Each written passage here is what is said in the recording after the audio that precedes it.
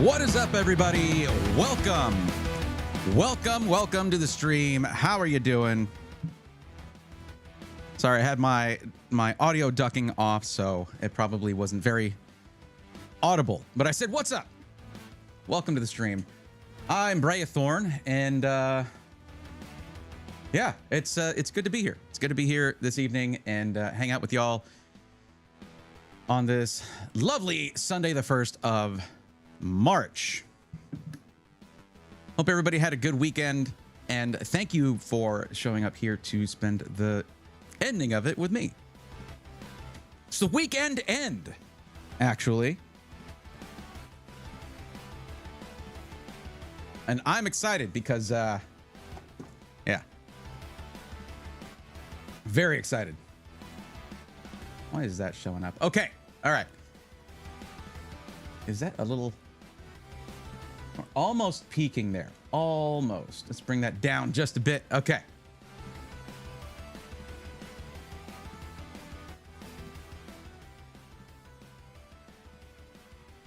And that's just about right.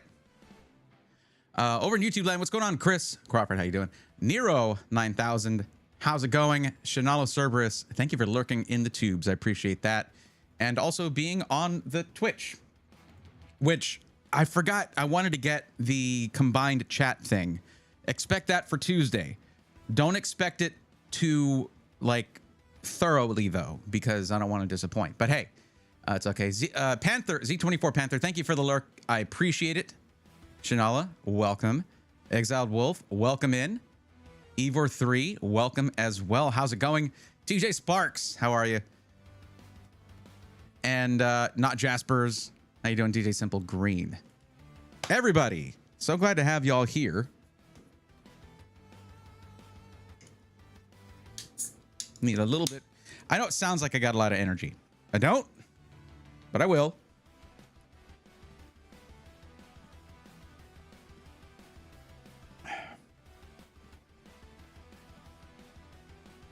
Okay. Yeah, hope everybody's doing well. I actually went to stop by the card shop today, and I saw that they just had an ETB sitting there for less than listed market price. Not for retail, but less than listed market price. We'll take it. That will be my second Ascended Heroes ETB, so we'll be opening that later. Yo, Exiled Wolf, 45 stream streak. Good Lord. Thank you for spending those 45 streams here hanging out. I appreciate you. Evor3, after an eternity, I got new headphones. How you doing? Also good.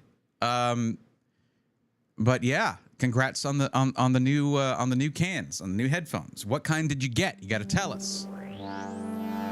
Uh-oh. TJ Sparks dropping a tier 1 sub. Let's go, nerds. TJ Sparks, thank you for the 6 months of support. I appreciate you. Thank you. Good way to start off the stream. We, of course, are doing PC matchmaking and Pokemon here. So if anyone does end up needing help, we're here to do that. If they don't, we'll still have a good time. We'll rip some Pokemon packs. We'll yap about the Pokemon Direct, something I forgot to do completely during Pokemon Day. How about that? That was very professional of me as a burgeoning PokeTuber, which is a term I'm not 100% on, but that's what you hear most of the time.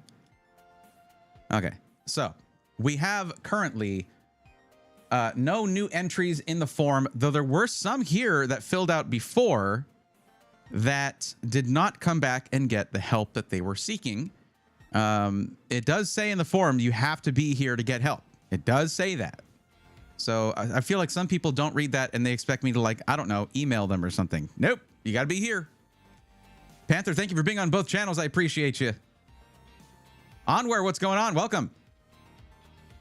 Probably something fancy. They're called FIO FT1s, some audiophile stuff. Nice.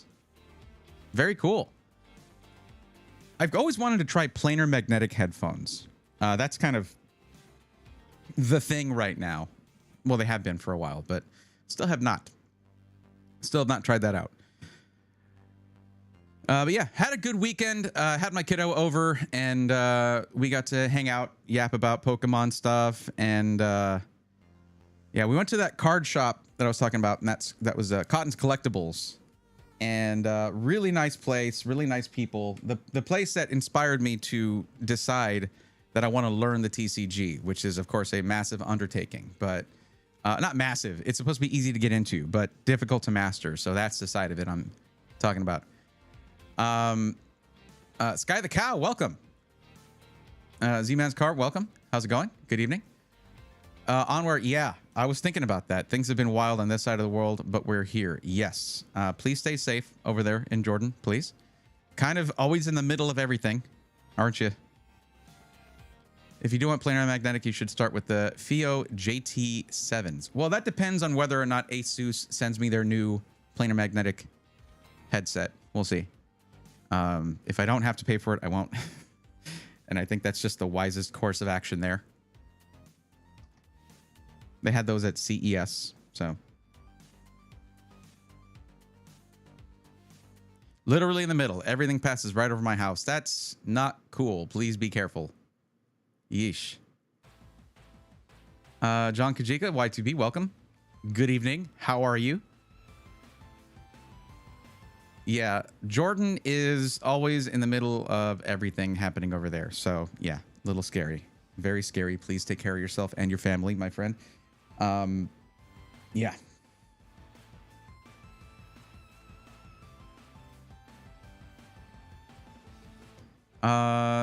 Okay, so... Okay, John, that sounds good. Oh, the one that we talked about on the 22nd. Okay, so they were sold out of that one.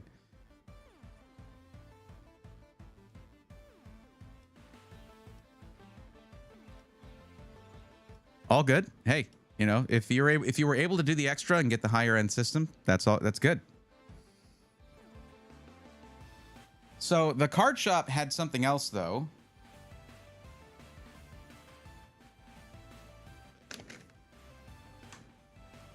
Poster collection, Black Bolt and White Flare. As y'all know, I'm not too keen on ripping more Black Bolt. Don't really need to, but it's in here. But these just looked fun. And that's one of the things that I kind of want to do more of. I want to get boxes that are just unique collections, things like that, that make for fun videos, and open those. It's not the same old, same old. We get to sort of look at these products and see what's what. And you get a 27-inch by 39-inch poster out of this, although it's going to be all folded up. And I got 2 of these. So that's... One is going to be a video that we just record it, we just do it, and then the other one will go on the wheel. So it'll be random down the line. The other thing is, we got to finish off our Phantasmal Flames booster box for those Phantasmal Fridays.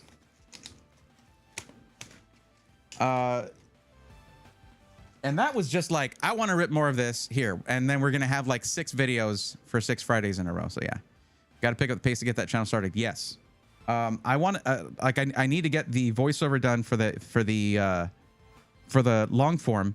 For the first, Onward, what I was thinking for the first short, you know how it's like 6 minutes long? I was just thinking, we don't need me doing the talking show, doing single packs, talking. I'm going to pull down this old green screen here, get set up to just get in front of it and talk.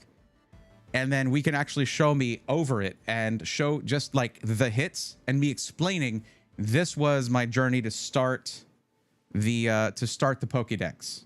And it was this ETB or that ETB. Just to get it short, do the intro to the channel, boom. And also, I want to make that a common thing where the setup is me sort of getting in front of it. I've got, got my microphone and I'm just like there standing in front of, and I can walk around a bit, do that kind of stuff. That'll be cool, I think. And then that plus voiceover would be good. I should have a very, very quality green screen shot with how I have it set up. So we'll test that out. And if you feel like it's good, I mean, I've seen some channels that do some, like, if you watch Wolfie VGC, he just has his green screen there and he'll like raise his arms and it's like the shadow on the green screen just like starts blacking it out there. It's just, but that's a multi-million subscriber channel. Like we're going to be, yeah, but it's not going to be, I don't want to go like overproduced because TikTok doesn't really like that from what I hear. So then everyone's playing Resident Evil. I still don't know the hype of that game. I mean, for people who like really grew up playing Resident Evil 3, they're eating good. You know, there's been some good launches lately. So yeah, I've been watching the Pokemon TCG Regional Championship all weekend. That sounds awesome. I need to watch that and really get a feel for it. It's about lighting and bitrate. Yeah, I'm not going to be using like recording it on PC. That's going to go direct into the FX3. And the sensor in it, you know, with its larger pixels, with it not being a super high megapixel sensor, plus the 10-bit color, all of that is supposed to make it very, very good for green screen. I just got to make sure I have the right settings in the camera. But yeah, I have to decide whether I want to flip it vertical for that or whether I want to have it horizontal, because either way, it's going to be way higher resolution than we need. It's going to be at like 4K resolution, whereas, yeah, it's going to look great. Empire of Noise, sorry to hear you couldn't sleep. At least you got somewhere to hang out. Yeah. Observer of Thoughts, welcome in.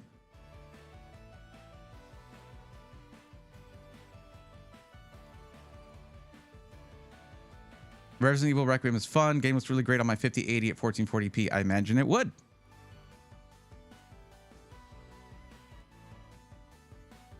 So yeah, for the mic for that, I got to decide whether I want to just hold this or whether I have a mic stand for it, just a vertical mic stand. But I want to be mobile. I need to find my SM58, which is a really, really good dynamic microphone. It's really cool. Plus, I have this for it, which is just it's a replacement pop filter that you just unscrew the other one, screw this on. So yeah, purple accents, of course. So I need to find that microphone though. If not, it's like an $80 or $85 microphone to get that. But you see people walking around doing things like that where they're just holding a microphone. That's a really common thing right now for a lot of things like video game essay videos, things like that. Yeah. But if not, we'll use this. It'll be great. We'll figure it out. It's going to be good.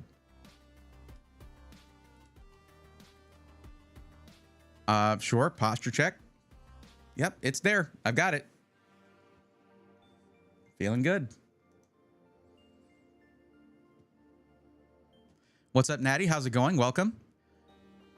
I take it something came up sort of late in the stream on Thursday for you, right? Or Friday. On Friday, right? Where is it?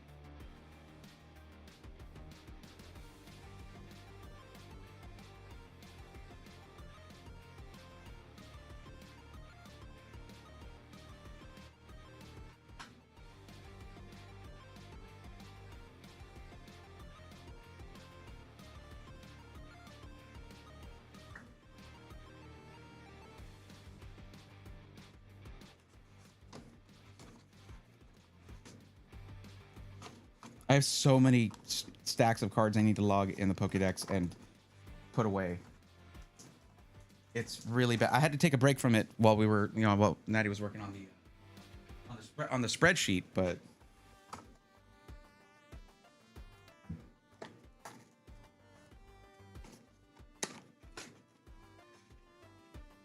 oh, okay, here we go. The whole Titanfall 2 speedrunning thing is oh, that's awesome. That is really cool. I hope that's going well for you. I got something though. We got to figure out how to get this to you because it's a duplicate. But I mean, like, only if you want it. I mean,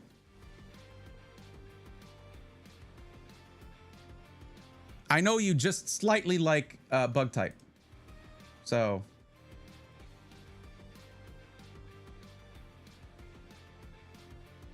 Okay, well, you know, up to you.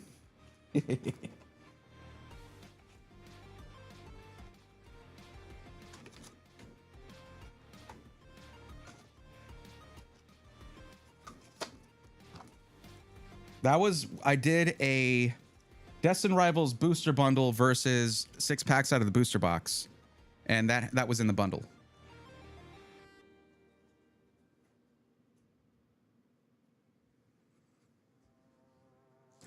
All right. Hey, Steve, how's it going? Have a good one yourself. Thanks for the well wishes. Appreciate you.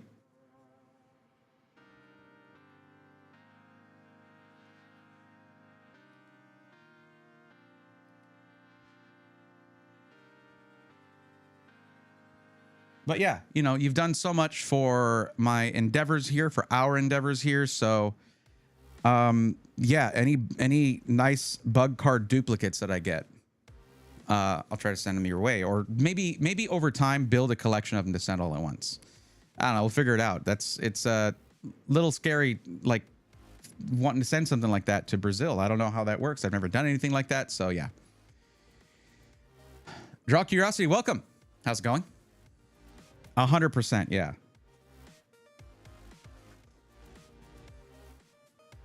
So, we do need to get started on something. I might start with this, but I am just dying to rip into this ETB. The other ones that I'm supposed to be getting, I've been waiting for those. The ones I pre-ordered. Good thing I waited in line on the 20th, because I would have still been waiting for those, and they should be getting here tomorrow probably. They just arrived in town at the shipping place, so yeah.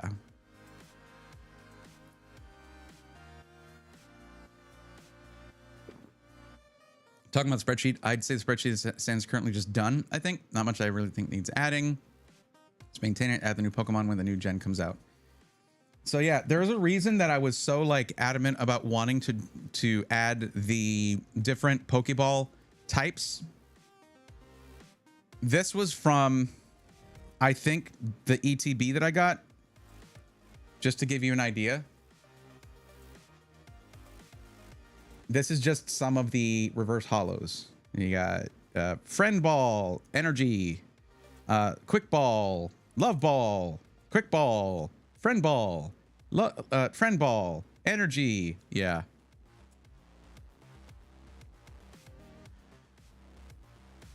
Well, yeah, see you in a bit, Zintech. I'm going to be that person who asks, what is your camera setup?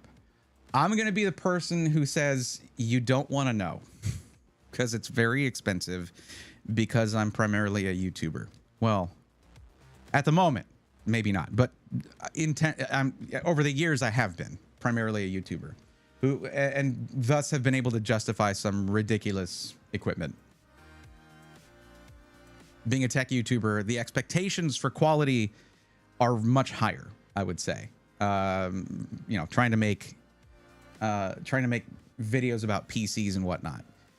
But this one right here, this is my FX30. That's my top-down camera here. I like it because it has one of my favorite lenses on it.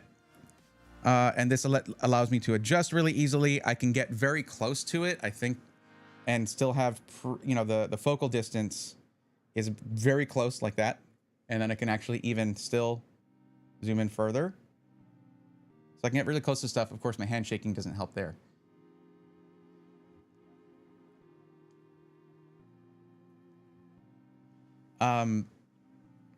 But of course, also for long broadcasts, it has an internal fan, which makes it really nice for that. Now, this camera is a DJI Osmo Pocket 3 because I want that. It also allows me to film in vertical while getting really nice resolution. What is the lens? It is a Sigma 18 to 35, I think. It's a Sigma 18 to 35 f2.0.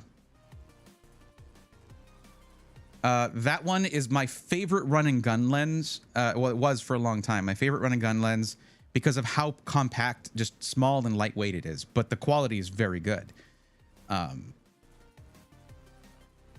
Now, the main camera. Hold on. Wrong button, wrong button. This camera right here. That's my FX3. That is my FX3. So, you already know about the FX3. Oh, it's 18 to 50. That's right. It is 18 to 50, not 35. That's the one. Evor 3. It's 18 to 50. I just haven't really looked at crop sensors in a long time. Crop sensor lenses in a long time, ever since I went full frame with the FX3. So that one has my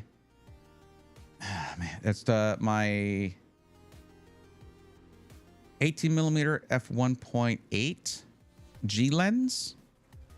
18 or 20 millimeter, 18 millimeter f1.8 G lens. That's my wide angle, my wide shot, my A-roll shot.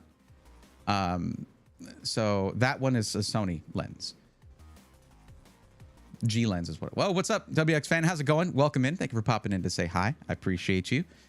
I've been looking at the schedule, and it's just like there's so few best of threes now that like people jump on them right away. Let me know if one comes up that you think it'd be fun for me to jump on comms for. I feel like I want more, everyone to get a chance, and I haven't really tried signing up for any at this point. Tomorrow at noon? I don't know if I can do tomorrow at noon. Tomorrow at noon. Who is it?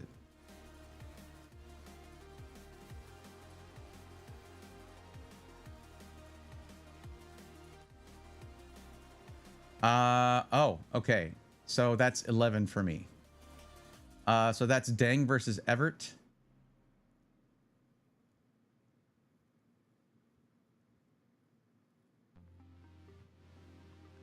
I think I can do that. I think I can do that. All right, I'm going to sign up. I've never done comms with Sineth. Let me just sign up for that real quick.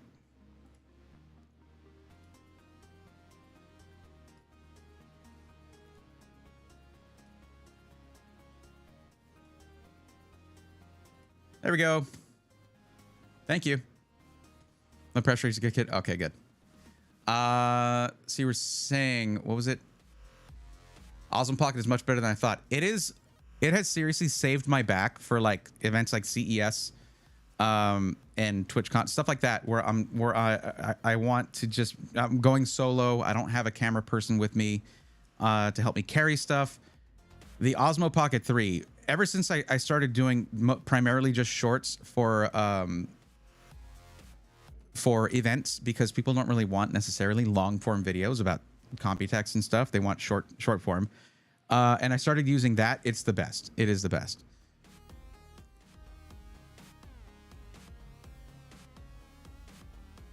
Oh, we got an ad break. Oops. You're welcome, Draw. No problem. My go-to lens for street photography is 27 millimeter from TT Artisan. Interesting. I'll wait to answer Deadscum's question till after the ad.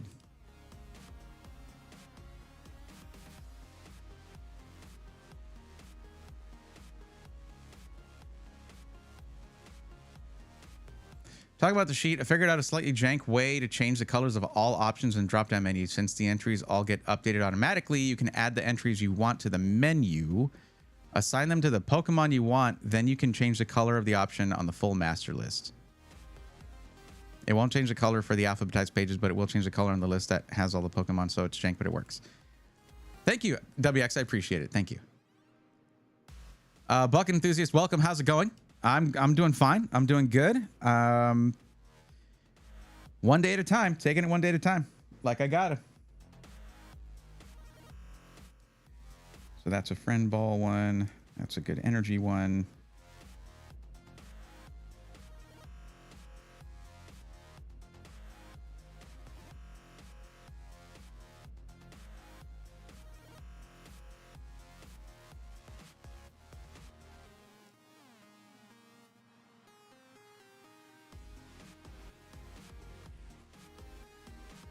The people love break comms. That's nice. That is nice to hear. I do sometimes get off topic, and sometimes the jokes are cringe. But you know what? That I do see the comments though, and it makes me feel good about it.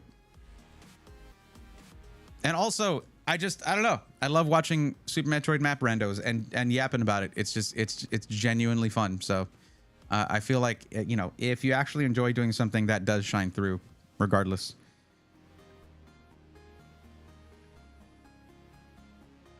Now, why did I get these out? It's because these are one of the reasons I really, all these different ball types and different reverse hollow types are one of the things I really like about Ascended Heroes, mostly because I don't necessarily intend to master set it, so I don't have to worry about them. They look nice in a binder. So yeah. I don't know if I'm gonna mess with that, Natty. Honestly, like, as long as things are marked, I'm cool with it. It's fine with me.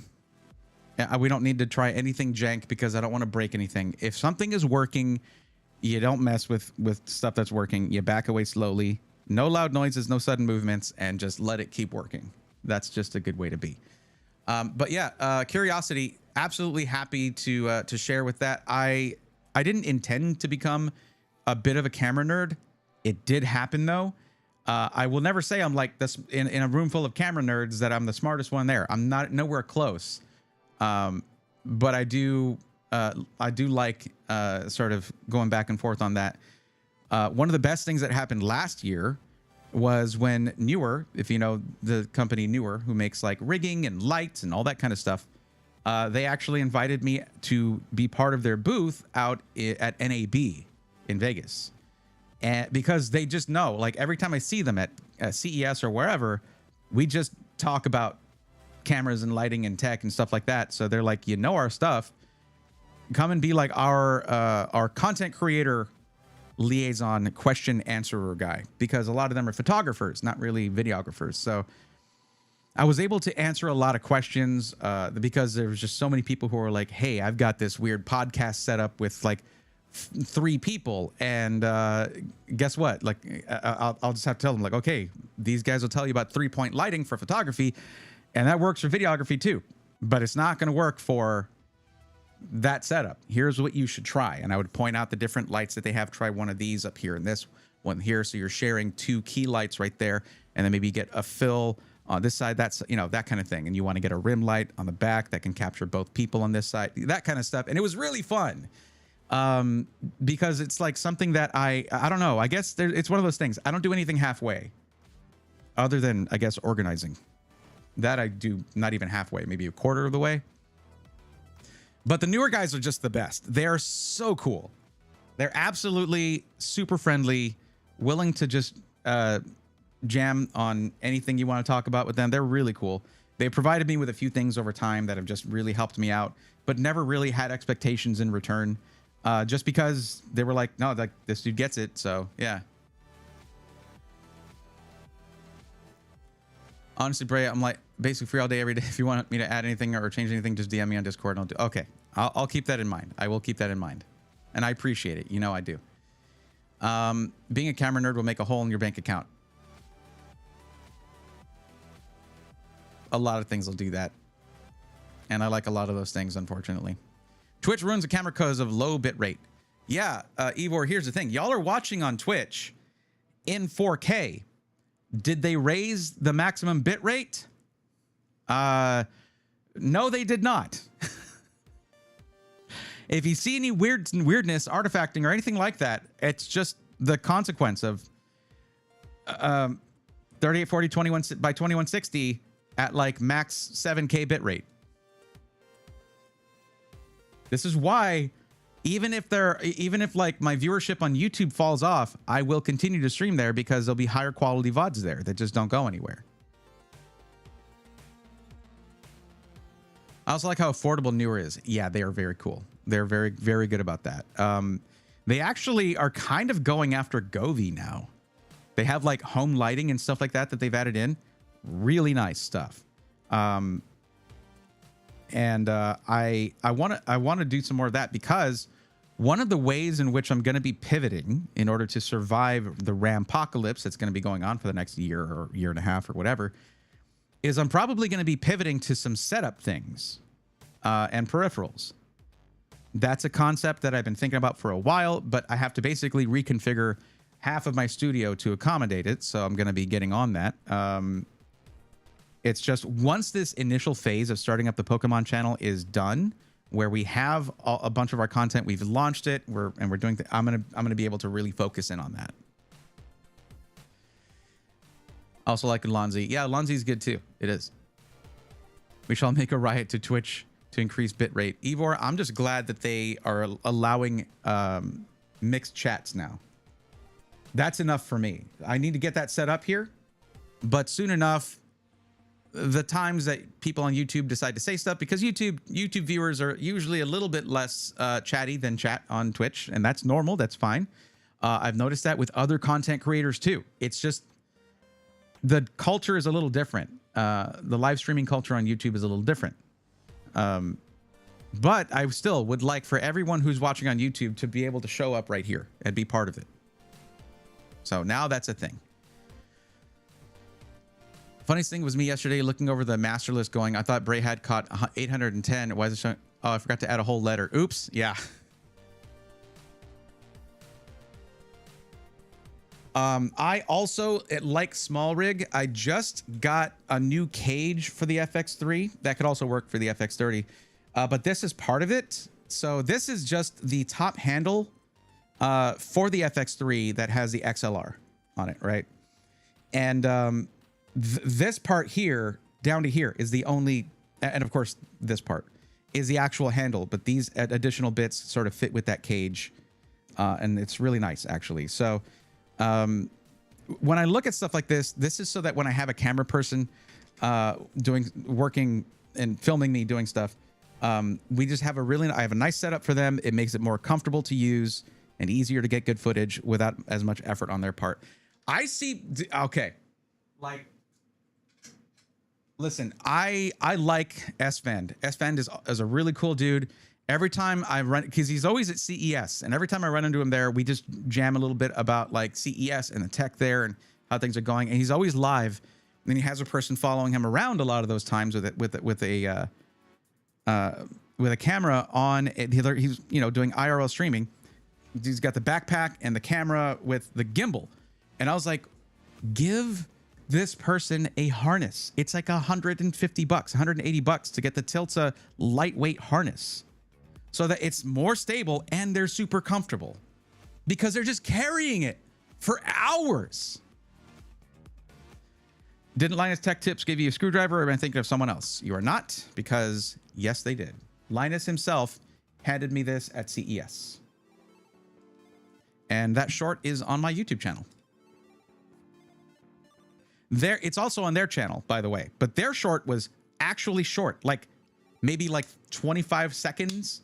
So I have the longer version of that on my YouTube channel, where he was like, "You're all dripped out." I was like, "Linus just said I had the drip. That's awesome." Okay, chat. Which first? Do we do the poster collection first or this ETB? We don't have to do a vote or anything. I just want to get a few opinions on that. They're both exciting. So, poster collection. Okay. Okay. All right. That's two. All right.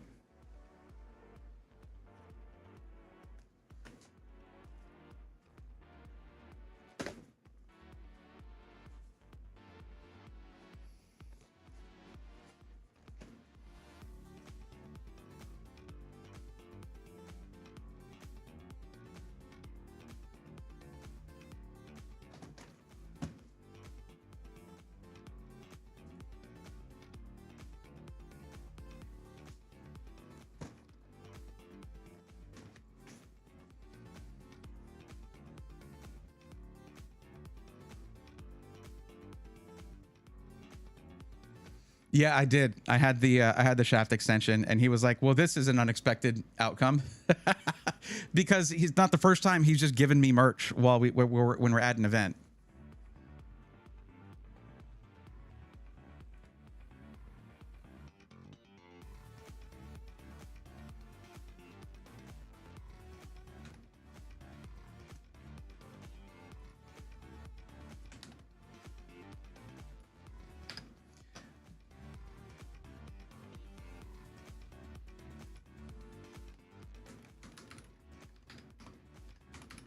Oh my god, I can't type because it's at a weird angle. Okay.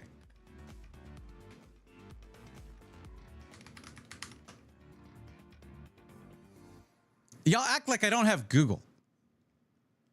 You act like I don't have Google. And a Brazilian person in chat. Not that Natty was going to save me there at all. Thanks for just leaving me out to dry there, Natty. Thank you.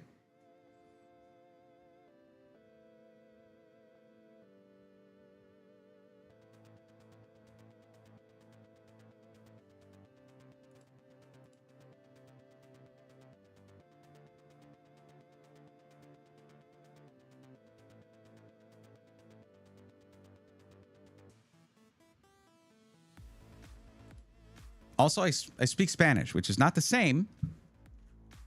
You know, it's close-ish. How much do you spend on them? The poster collections were, I think, 30 bucks.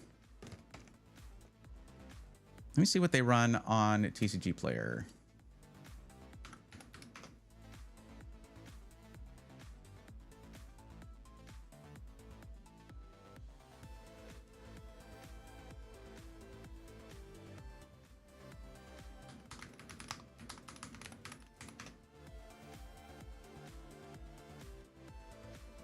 Yeah, I paid the shop I go to basically charges market price on most things. I paid $5 under market price because it's $35 on tcgplayer.com and I paid 30 bucks each. Now they get it for MSRP, so they make a profit. This is good. This is what we want. We want their business to survive. Local businesses need our support.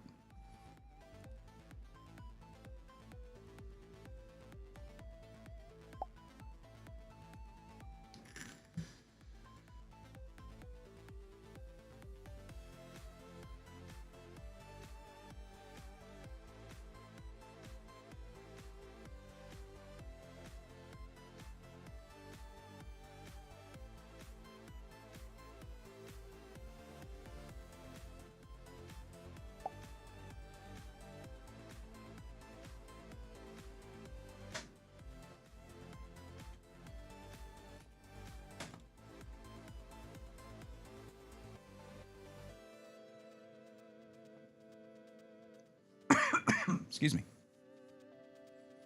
Calm down, camera. Relax.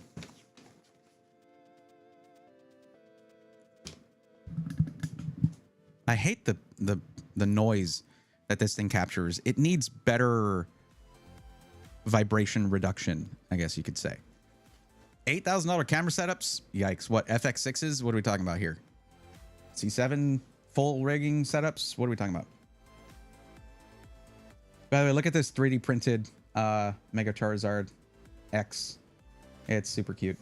This is why I want to have a forward sort of camera angle in the new desk setup once I do that.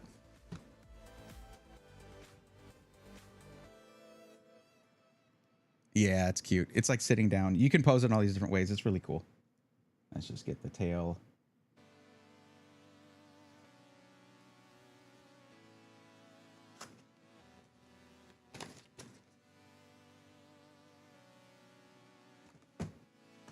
Okay.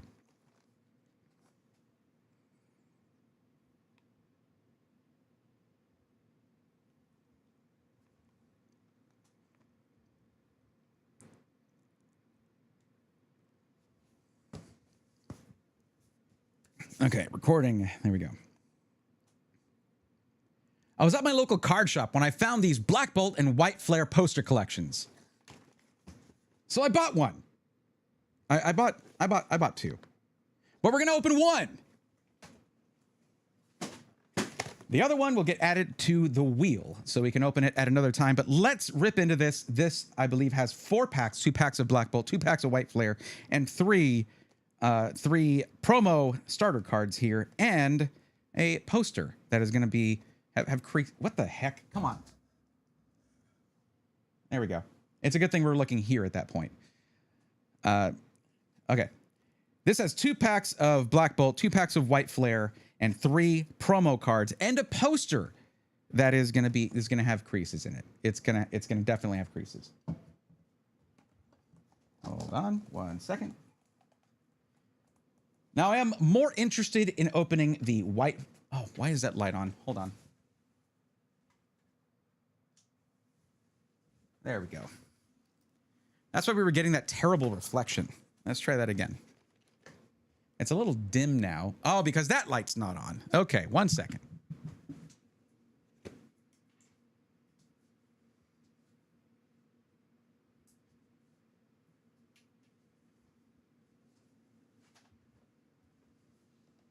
Better, much better lighting. Okay.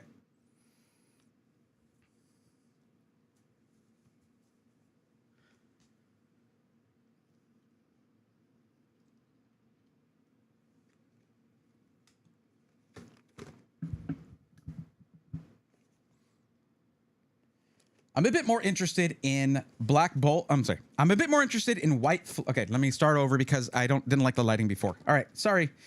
Okay. This should have 2 packs of White Flare, 2 packs of Black Bolt, 3 promo cards with the 3 starters from Gen 5, and a poster that is very folded and is going to have some creases for sure. But still, a very cool pack here. This I got for about $30 each, and I see it for about $35 on tcgplayer.com. So not a bad deal. Let's rip into this. I'm a little bit more excited about White Flare because, well, I have already conquered Black Bolt, and really, really early in the game too. My first ETB. So that video is on the channel. If you want to see it, you should check it out. Let's open this thing up.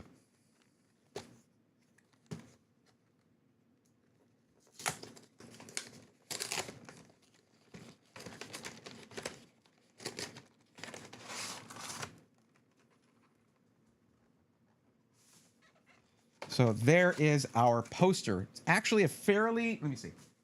It is, how big is it? It's actually a fairly large Black Bolt and White Flare poster at like 27 by 39, 27 inch by 39 inch. Fairly large. So that could be cool later, put in a frame or something after we sort of work the creases out. But we're here more for the packs. Love Black Bolt and White Flare. Such good companion sets. Just very, very nice. Yep, there they go. Bye-bye. Bye. Okay. Not sure if the Oshawott, Tepig, and Snivy starters are going to be upgrades for the Pokédex, but they could be. I'd have to check. Set those aside. And of course, our packs of Black Bolt and White Flare. We will get the Black Bolt out of the way first. Okay, there we go.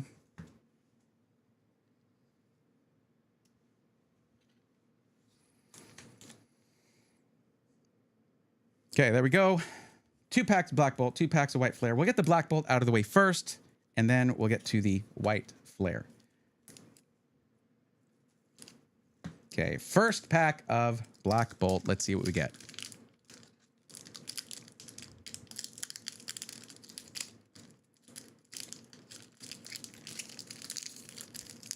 Wow. Wow, that did not want to open. Wow. Okay.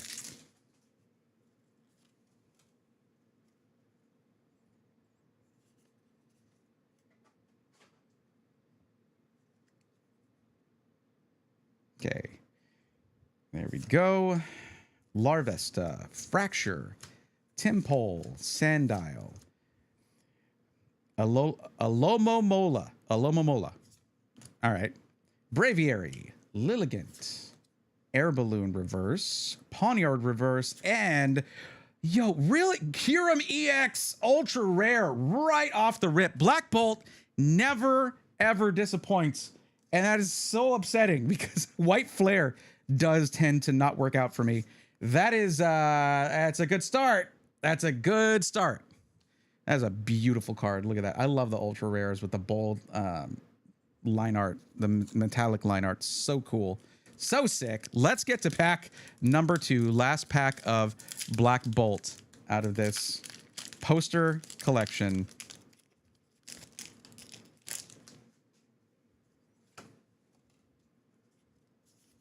Also, Black Bolt and White Flare have, I believe they have holo energies. There we go. Yes, I love a holo energy.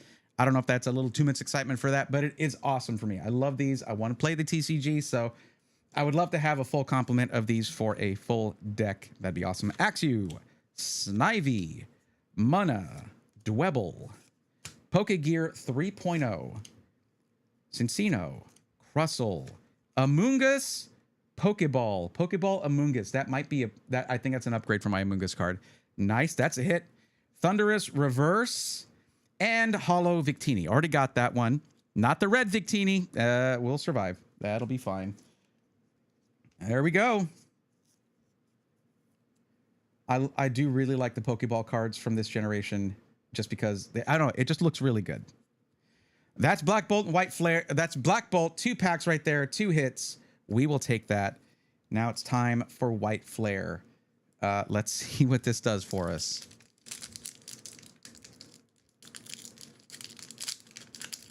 I will say $30 a pop to get 4 packs. Not great.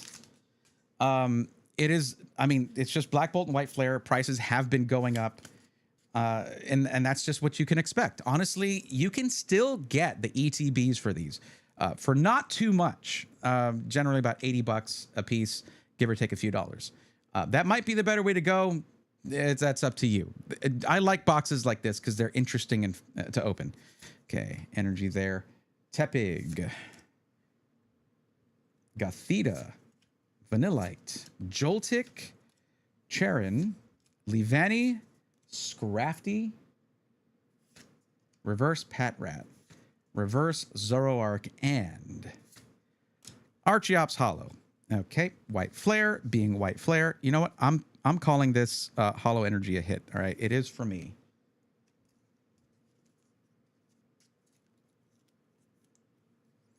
This is still all Black Bolt right there.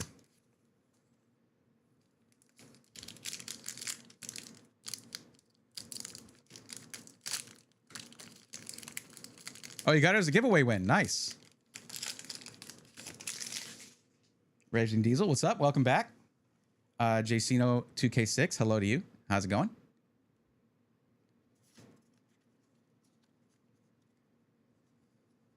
Okay. Not a single Holo Energy from those 2 White Flare packs. Plume Fossil. Okay. Lillipup. Boldor. How's my focus? It looks pretty good. Okay. Oshawott. Swanna. Gigalith. Heatmore. Reverse Swoobat. This is the last pack. Reverse Sawsbuck. And our last card. Come on, White Flare. Come on. Stop failing. Embor Holo. All right. Well, you know what? White Flare. I'm stuck buying White Flare because I already got the Black Zekrom.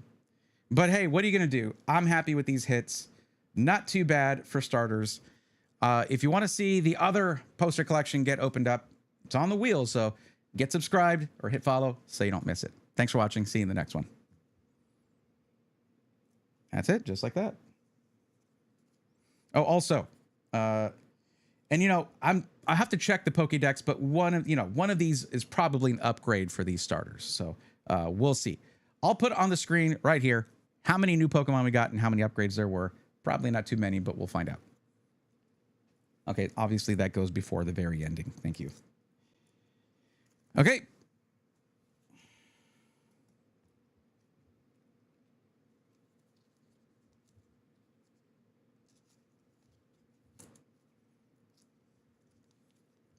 I might already have that Kyurem EX. I might have that already. That makes me a little sad, but That's any duplicates are going to be like that. I'll double check it. I have the spreadsheet open right now. Get these all together here.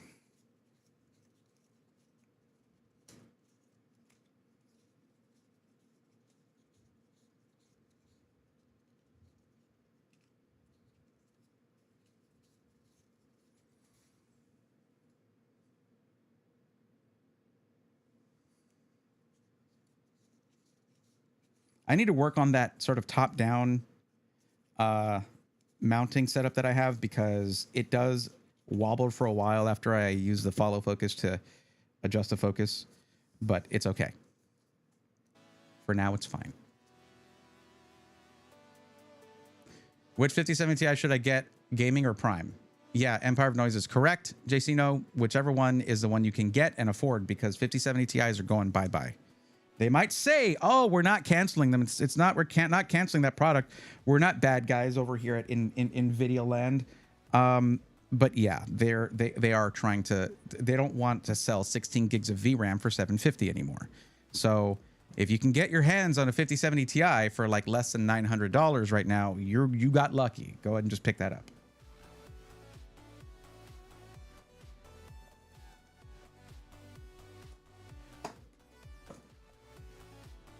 I guess there's probably a picture of this poster somewhere. We should add that to the video at some point, like whenever I talk about the poster.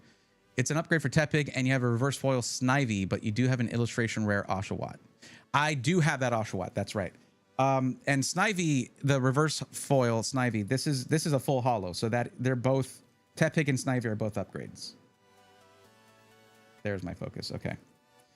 I really wish I could just hang out at like on autofocus for this, but even with having changed, you know, up to the second native ISO of 1250, and closed off the well, a bunch of camera stuff. I did camera things to bring it, basically let in less light, but also have a wider sort of area of focus. It's still very precise, and it doesn't necessarily like that. Whenever I'm moving, like it'll focus on my hands and be slightly fuzzy on the card in my hand. That is how shallow that focus is. It's so crazy. It's nice when I do this and I have the cards up here and I have the blurry background, but yeah, it's a little annoying otherwise. I saw a Gigabyte AOS 5090 at Best Buy for $9.99. Is this true? No. At a time, Raging Diesel, where 5090s are anywhere from $3,500 to $5,000, you're not going to see one for half of original $2,000 MSRP. So yeah, no, that can't be right. I don't think Best Buy has ever just hated money, but they ain't going to start now, unfortunately.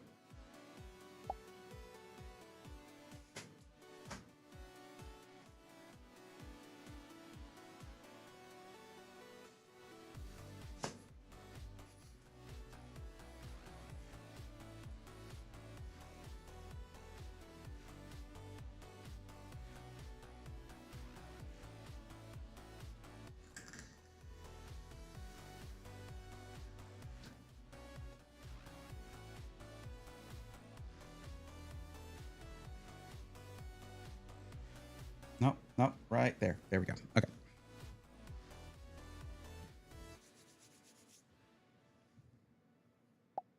And that should be back. Let's double check. Yep. And it's not focused on me. I'll say I love the Osmo Pocket 3, but it acts up. It's so funny. Like if I block my face,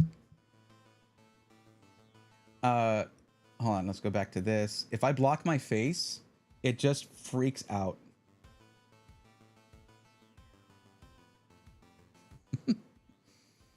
Max Dosage, what's up? Welcome back. I looked on Best Buy Machiavelli on YouTube, by the way. Well, you're both on YouTube. I looked on Best Buy site, and that card is listed for $4,300. Yeah. Yeah, 5070 Ti's are now officially Nvidia is still making them. They can make 10 of them in a quarter and say, yeah, we're still manufacturing them.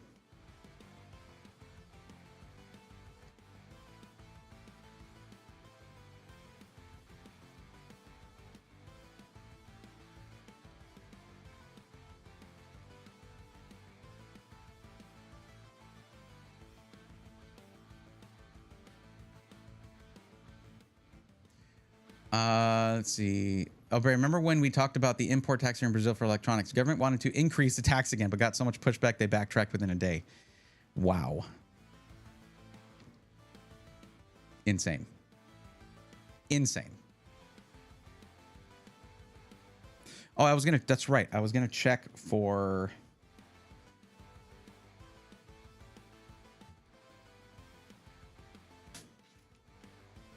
Curum.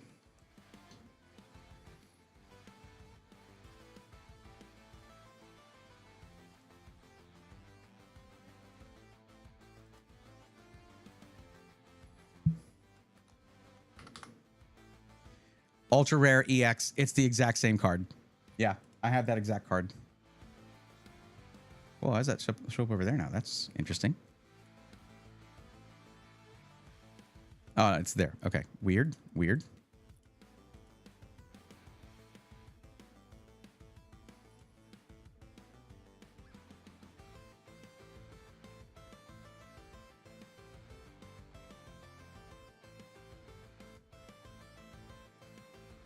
Yeah, I have that Cura, but it's okay. It's all good. Let me make my I guess we'll go right into the ETB now. I guess it didn't really matter because still nobody has. Oh, wait, hold on. JCino2K, you filled out the form. You said, thanks, Bree, helped my decision. But you were looking for a PC, though? A parts list? I'd rather have a waterboard pay for that card. Yeah. That's more than two 5090s should cost. Got the Black Bolt and White. Oh, you're saying you're trying to open till I see my nephew. Yeah, 19RC88. It is just four packs. Save it. Save it for that, you know? Black Bolt and White Flare are good, pretty good with hit rates, but like, still, it's worth it to wait. Like, let that just build the anticipation.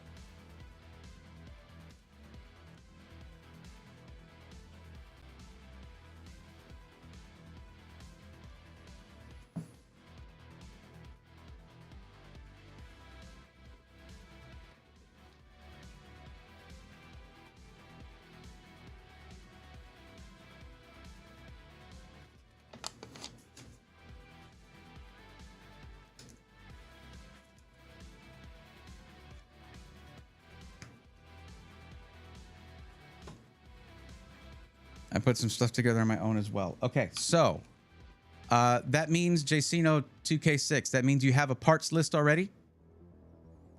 This is where that would have gone right here. As you can see, some people will post their links there when you have a parts list like ready to go or a PC you want me to look at. But I noticed you didn't do that.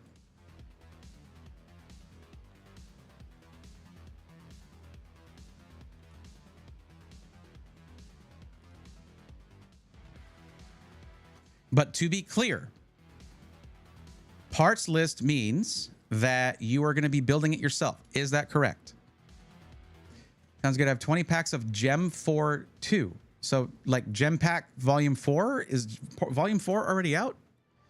I just ordered a combo pack of the Gem Pack Volume 1, 2, and 3 boxes. So just not cases. Okay, just to be clear, just the single boxes with 15 packs each. But I'd never opened Volume 1 or 2, so that's going to be really fun. But yeah, JCino, I need I need to look up Gem 4, see if I can get my hands on it. I'm sure I can. It's just for some reason tcgplayer.com does not want to list Chinese product. I don't know why. It's really annoying. Really annoying. Oh, a dope Ponyta. That'd be cool because I have a dope Rapidash from Destined Rivals. So that'd be really good next to it. No, I'm having Micro Center do it. Okay, that is not a parts list. That is a pre-built. So if you're not building it, it's pre-built.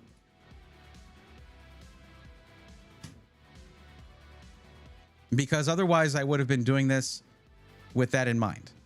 You chose your Micro Center, but I would have just put a list of parts together and expected you to build it. So here's what you need to know. If you're buying from Micro Center, say goodbye to $250 of your budget because that's going towards the build fee, okay? Regardless of the parts you choose or the overall budget you have for your PC, 250 bucks of it, in your case, around 10% of your budget is going to pay for them to build it for you. Not a problem if you're fine with that. Now, the other side of it is if you want any hint of a warranty from them, if you want any warranty from Micro Center other than like 30 days or whatever, then say goodbye to another like 250 bucks. They do not include anything substantial in terms of a warranty like any system integrator would do. Micro Center is not a system integrator. They're a computer store that can also just throw your PC together for you. They'll do it well. They got great people working there, but the company overall is not supportive of people who have PCs built by them. Not automatically. You got to pay up. Whereas most system integrators by default will give you at least a full year warranty plus like 3 years labor, something like that. That's just part of what you get going with a full system integrator rather than just a big box store that, yes, is great to go to and focuses on the tech that we like, but is also a big company, a big corporation. Like they're really just growing and growing. And you don't do that by being charitable.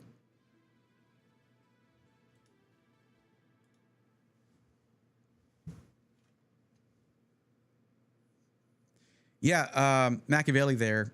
It's one of my girlfriend's hairs was on my head. That's interesting. I was like, why do I feel tickling? No, just...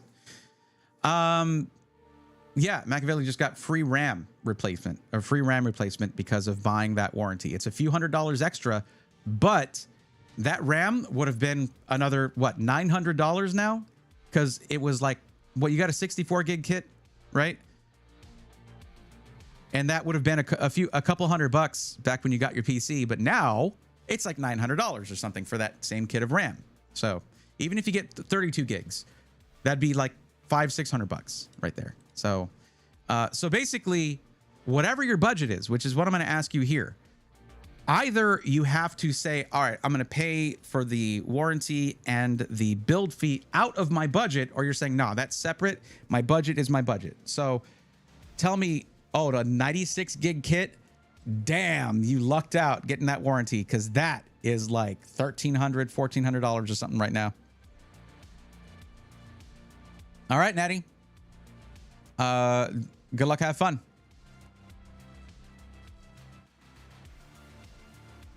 I'm willing to go for it. When you say go for it, can you be more precise? Do you mean the build fee and warranty are part of your budget or outside of the budget and not included? Like, if you tell me your budget's $2,500, is it actually? Or is it $2,500 or whatever minus build fee and warranty? And again, you don't have to get the warranty, but let me tell you, right now, you want to get the warranty. Everything is overpriced right now. It'll all be together. Okay.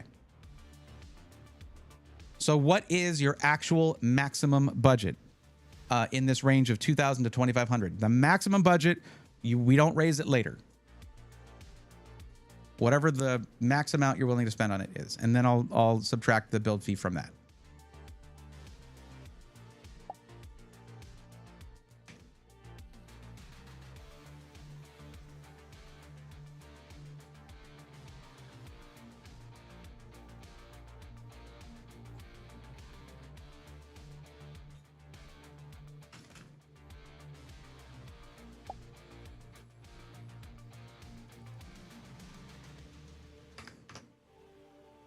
Now you're just doing gaming. You said 4K is not a priority. You want it in black. Okay. Let's see what we can do. And you're at the Cambridge, Massachusetts location.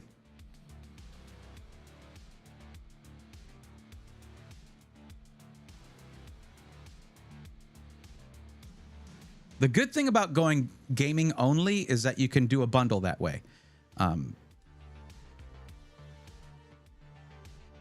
Wait, where are the bundles? Where are the bundles? It was here. It was at the top. They took the bundles out of the builder. What a horrible time to do that. By the way, I was getting the RAM warranty figured out. The rep asked, "What was I still watching your YouTube?" Because he is. He was the guy that sold me the first rig you spec'd out for me. Nice. Well, what's up, Micro Center person? Sorry for bad-mouthing the company you work for. The stores are great, and the people that work there are great, as I mentioned before. But the website sucks. Like this right here. If I go in here and say, "Hey, show me things that are only things that are in stock," it will still show me things that have 0 in stock. That is a fundamental function. And it can't do it.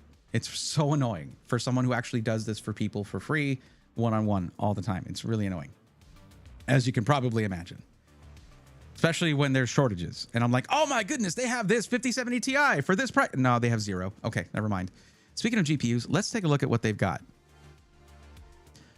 Tell me, what type of games are you planning on playing, JCino? If you have specific titles in mind, please tell me that.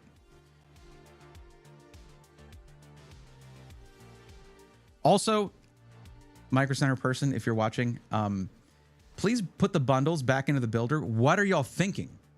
It's such an essential thing in this market right now. Especially if you're going to have the gall to say at the top of the screen, lowest 3-in-1 bundle prices in the country. Not that you can buy them, peasant. Because we're having y'all build the PC. What is that, $250? Really, like, exclude people from bundles? That's wrong. It's wrong and dumb. I don't like it. Campaign, single player, story stuff. Okay, AAA titles. Got it. Got it. Okay, so you're not going to need, if you're gaming at 4K or even 1440p, playing that stuff, you're not going to need a 9800X3D. That you can save a couple $100 right there, going like a 9700X or something. The 9800X3D, if you look at reviews of it, there's a reason they only they mostly show you charts of 1080p gameplay, because that's where it makes a difference, other than a few titles. Like Call of Duty, yeah, sure, that likes good CPU. What is it? RTS games with a lot of units, and City Skylines 2, and Microsoft Flight Simulator. There's a small percentage of games that, even at high resolution, can benefit from a higher end CPU. But like 95% of games, after you go to 1440p or especially 4K, they don't care about what CPU you're using, as long as it's not like dreadfully bad. How good is the new Resident Evil? Don't know. Not a Resident Evil player, honestly. Oh, you're asking JCino, because JCino said I'm playing Resident Evil Requiem now. Oh my God, I scrolled up to the chat window.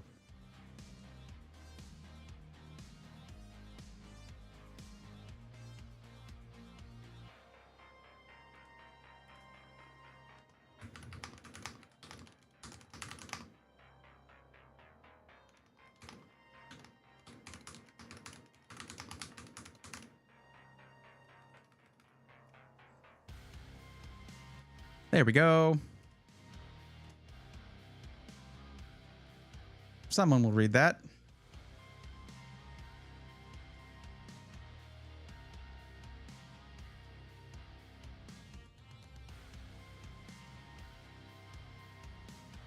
So just as an example, they have a decent price on the 9800X3D probably because of the launch of the 9850X3D. But it's $420.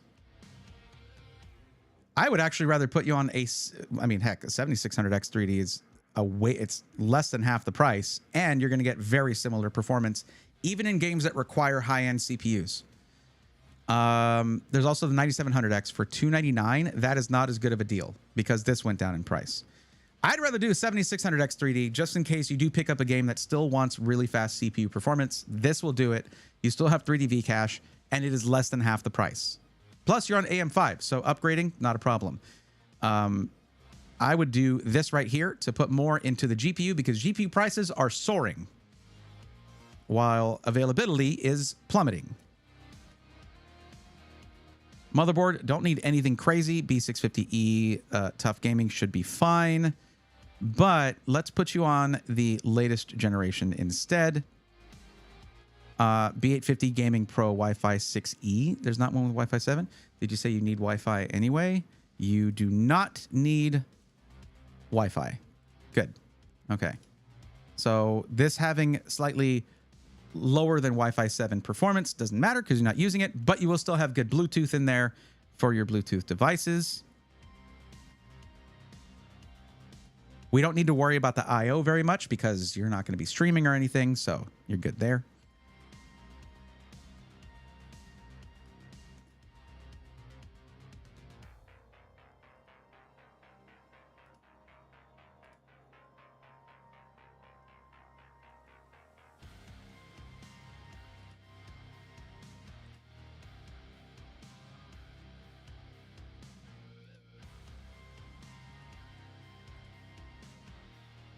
DDR5 6400 CL30. No, not right. 5600 CL30. Okay, I need to put the speed in. Oh, well, that'll do. 379. Yeah, okay, in black to match the rest of the build. DDR5 6000 CL30. What's the difference between these two? Charcoal gray versus black. We'll go with the black one. And there's 9 kits in stock. 379 is really not bad for this. You have to trust me on that. See last, stepped away, not sure if you got to it. When I saw it, there was an ad, Dead Scum. And it was a long time ago that you said that. So I would need to scroll for, well, you know what? I can just click on your name and it'll show me what you said.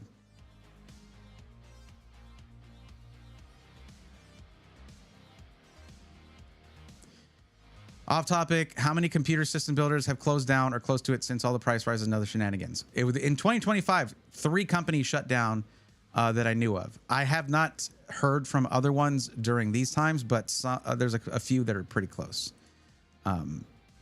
It's going to depend on the adaptability of the owners of those companies, whether they diversify in some way, start making deals with like peripheral companies to start selling setup stuff or whatever, just whatever they got to do. I've been recommending that to a lot of them, and hopefully they pick up on something like that.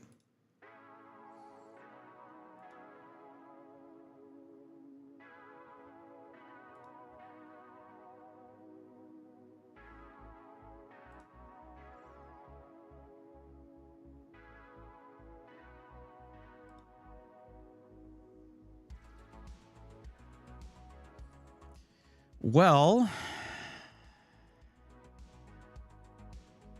your location does not have a ton of GPUs, but I think if we turn off the compatibility filter, it was the compatibility filter. Good Lord. I hate the compatibility filter on this. It sucks.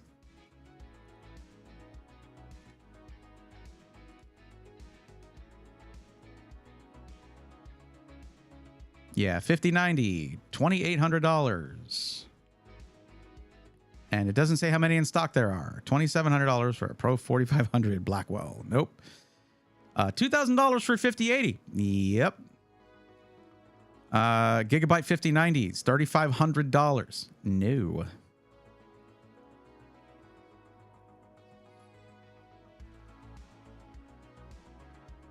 So here's the thing. Jacino, if you're wanting to, you went for the Zotac, what, 5070 Ti? The $999 one? Yeah, it's a bit much for a 5070 Ti, I'll tell you that. But it's $500 cheaper than a 5080 that is not going to give you a 50% performance increase for that 50% price increase. Not anywhere close. And I've been gaming on a 5070 Ti in 4K for a while. There's not a game that I've tried to play it with that it's stuttered on or had any issues with. It's a really good GPU, which is probably why they're trying to kill it off. They're going to focus on the 5080 because they can get hundreds of dollars more for like a single-digit percent performance increase. So if you're going for the Zotac, though, sure, that is going to be the cheapest 5070 Ti they have here, but it's lower power draw, better temps, and this has a good chunky cooler on it. It's going to be fine. Well, you might find, JC, that you don't need to upgrade. It's a really good GPU. I've had a 5070 Ti in this PC since the 5070 Ti came out, and it's awesome. And that has worked for, it's like for gaming in 4K, streaming, everything simultaneously, zero problems.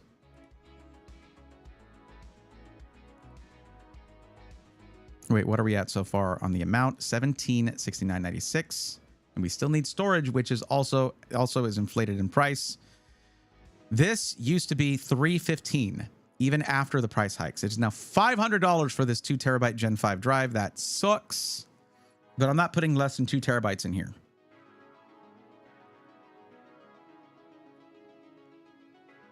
Go capacity 2 terabytes.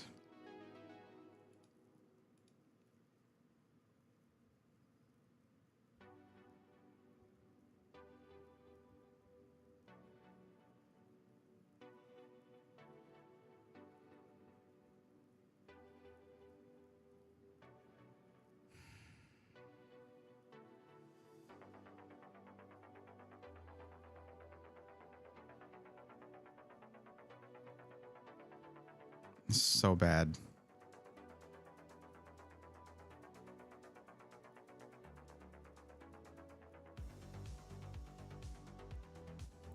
I believe the T500 is going to have, they only have apparently one in stock, but I believe it has onboard DRAM cache. Let's see what some of the speeds are here. 7400, 7000, 1200 terabytes written for the longevity. Not bad. Okay, we'll go with this. If they don't have this one anymore, because they only have one in stock, just anything in that $350 range should be fine. As long, just make sure when you talk to them to purchase this thing, tell them, I want one with DRAM cache on it. I want one with DRAM, okay? And you can just point at this clip or something.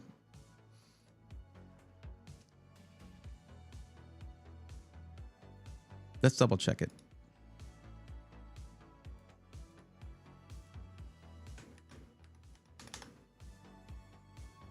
And yep, there it is.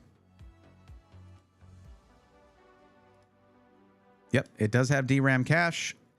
Files on E25. High-end NVMe. Okay, there you go.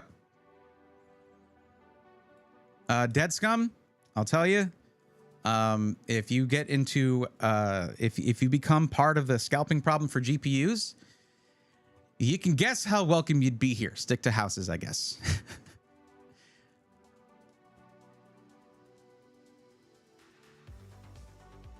So I'd rather you stay welcome here, for sure. It's really hard, though. There's people who've come in and said, hey, I'm trying to sell this GPU. Or how much should I sell it for? Basically looking for a green light from me to scalp. You're not going to get it. If you instead can help someone make a little bit of profit, you know, remember that a lot of the times, these are people selling used parts that are trying to scalp them. You're not going to get a thumbs up from me on that. It's killing this industry, the industry that I help people with.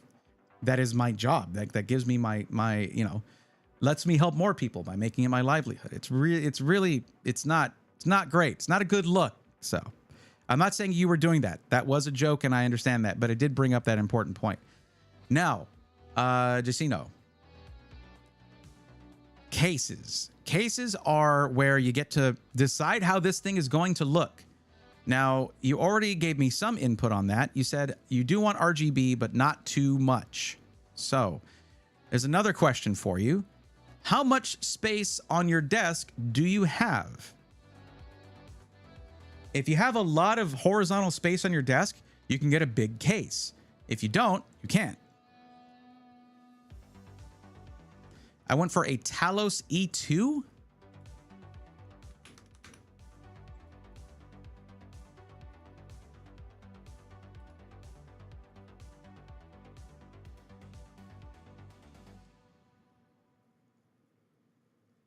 Let's see what people have to say about it. Other case purchased for my build list mentions incorrectly. Need a case that would fit my GPU right now. It's in stock without any case is serviceable. That said, the standoffs are not the greatest quality. The case material is pretty thin and flexible. The I/O is a bit outdated by 2025 standards, but functions well. I'm guessing there's no Type-C connector on the front. Fans only operate at 1 speed. Nope, not recommending this. No, no, no. This does not have PWM fans. Nope. It'll be on the floor. If you want me to finish helping you, it won't be. No PC on the floor. It's bad for your computer. It is bad for your PC. You don't just drop it on the floor. You're spending $2,500 on this thing. Speaking of which, we're about to run out too. We have like... it won't let me do it until we have a power supply. We might have to make some changes to the parts we picked. I forgot about the fact that you're cutting out of your budget to pay the build fee.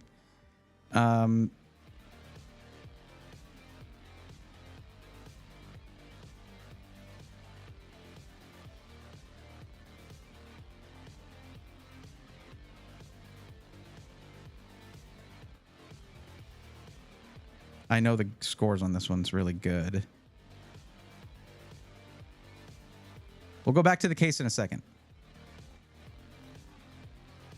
Now, you said specifically earlier, you said, I'm hoping to upgrade the GPU later. So I'm giving you a higher wattage power supply for that. Who's going to build it? What's up in the blind? How's it going? Welcome. Micro Center is. And Micro Center doesn't believe in warranties unless you give them a few $100 extra. One is live in the cleanest of clean rooms to justify a PC on the floor and then no carpet, put something under it. Yeah, they have little platforms with wheels you can put it on. That is the lowest I would recommend going.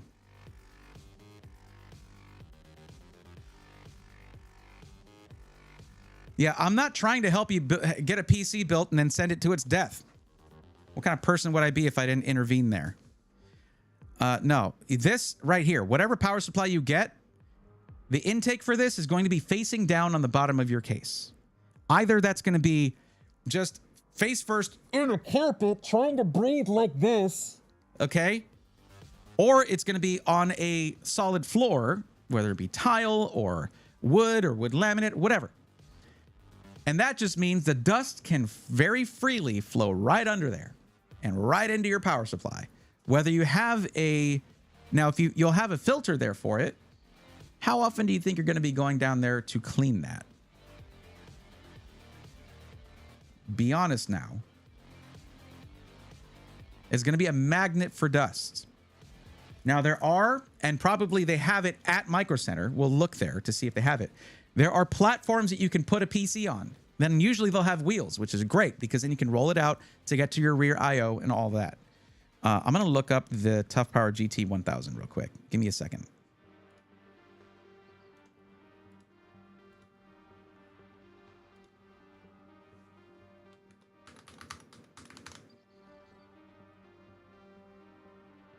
No, not high power.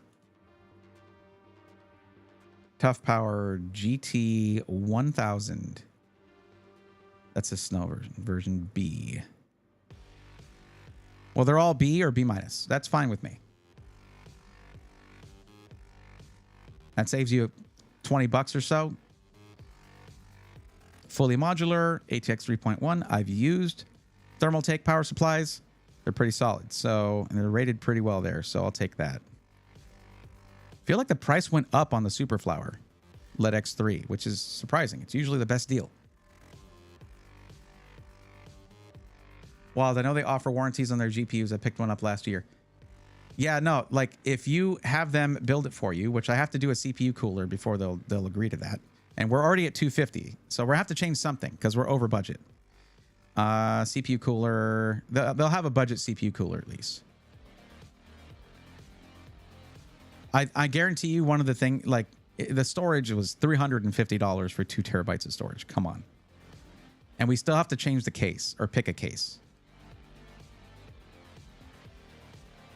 Let's get one of these King Cool ones.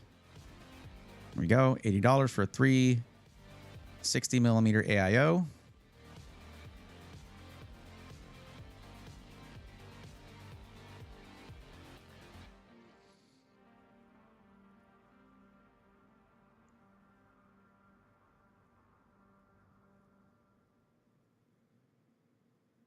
King 45 Pro. That's pretty up there in price, though. I'm going to recommend a Vector V100 because you get nice Li and Li fans that are PWM that are not just going to spin at 1 RPM and just blast noise throughout your setup. This can adjust to the temperature of the parts as they're going.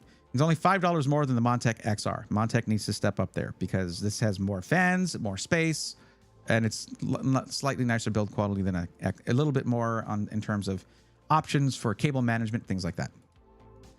So where do we have to make a change? I might need to put you on a single terabyte of storage just because it is extremely expensive. $350 is crazy for a 2 terabyte drive. This is as low a price as you're going to get on the correct RAM for your CPU, which if you have the wrong RAM for a 7600X3D, you're going to have a bad time. It is going to lower your performance. Let's go in here and let's find you a 1 terabyte, I guess. This sucks. But storage is one of the easiest things to add yourself down the line. So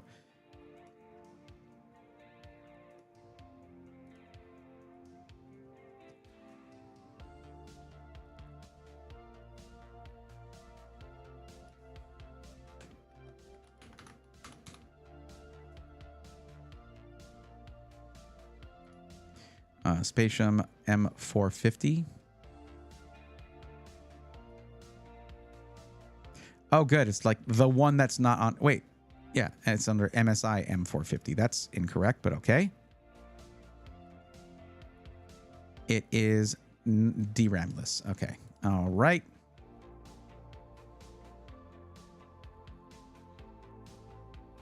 What's the speed, though? No. Gen 4, and it's at the baseline for like the highest speed Gen 3 gets. Nah.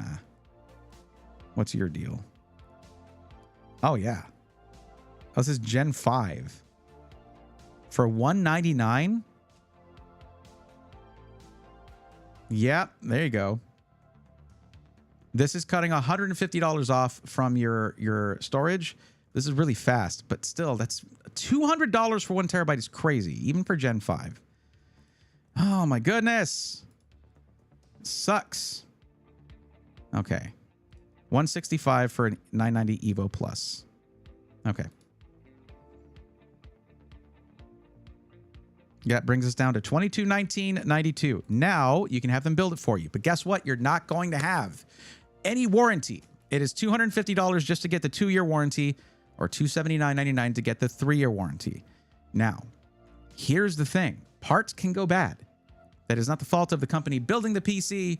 Parts, anything that runs electricity through it, could go at any time, okay? Now, if you have the store build your PC, I think you get like a 30, maybe at max a 90-day warranty.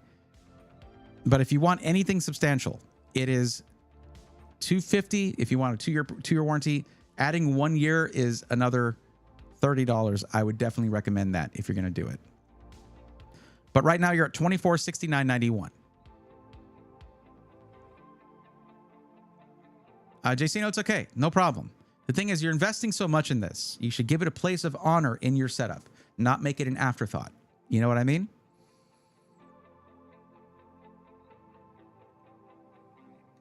That's my suggestion. If it's impossible for you to get like a little side table even, then there's little platforms that can go underneath the desk that'll at least keep it off the floor a little bit. Now, if we go here and let's just go look at your Micro Center and see if they have it. Oops. I don't think that's what it would be called. Let's see. Maybe a stand?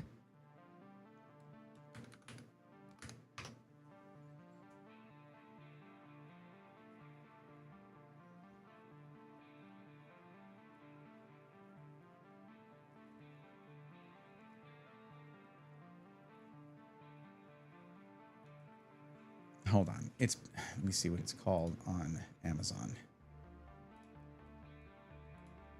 Amazon has a well-developed search engine where you just put in something like computer stand. Oh, yeah, there we go. What do they call it here? Computer cart. or CPU stand. Okay. Yeah, I was using pretty good phrasing there, but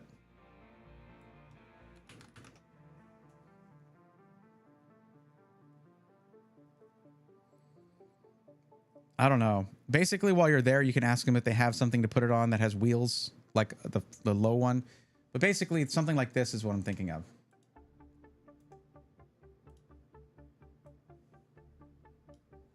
There you go. It even has locks on the casters here, so you can lock it in place. This gets it to where it's off of the floor. That's what you need.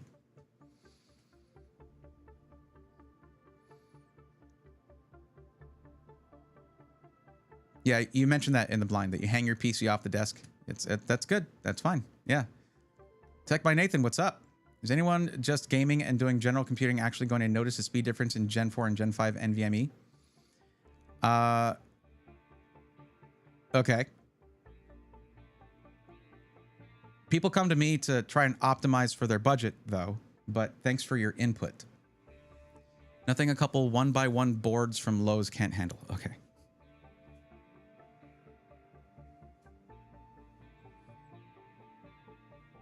I try to show people the best options possible. That's hope that doesn't bother you.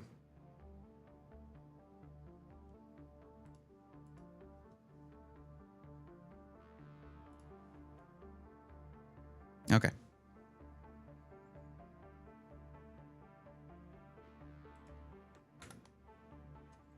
Okay, so here's what I'm going to need you to do, Jacino. There you go. That link I just gave you, I need you to go to that link, and I need you to save the build. Okay, right there. You save build. And you might have to create a Micro Center account. That's fine. Do me a favor. When you go to Micro Center, tell them that it's idiotic for them on their custom PC builder page to not show a built PC and instead put a stupid AI generated image here when it's stuff like this that makes it so expensive to buy RAM, storage, and GPUs. Let them know that for me, okay? I'd appreciate it. Freaking Micro Center, dude. This is the betrayal. The betrayal!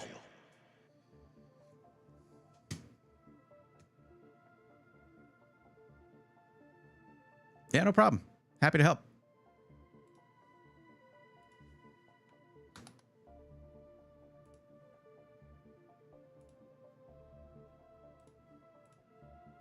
Okay. That was one person that we had so far here. Anyone else needs help, please fill out the form. The link is, if you're in Twitch chat, the link is popping up regularly in Twitch chat, at least every 5 minutes. That little paragraph there. And or you can go to the panels, and if you go to the rules panel, it's the first thing in there. If you're watching on YouTube, it's easier. You go to the description, and it is the first thing in the description that says, if you're looking for help with a PC, please fill out this form. You click that link, fill it out, and it is a collection of the most common questions that I have to basically ask and take like 15 minutes to like drag information out of someone to help them properly. This way, you just answer all the questions right there, and I will be able to give you an actual useful suggestion on either a pre-built PC or a parts list for a DIY build or an upgrade. A little bit more work if you're doing the upgrade thing, though, because you have to give me a list of the parts that you have now so I can accurately make an upgrade suggestion.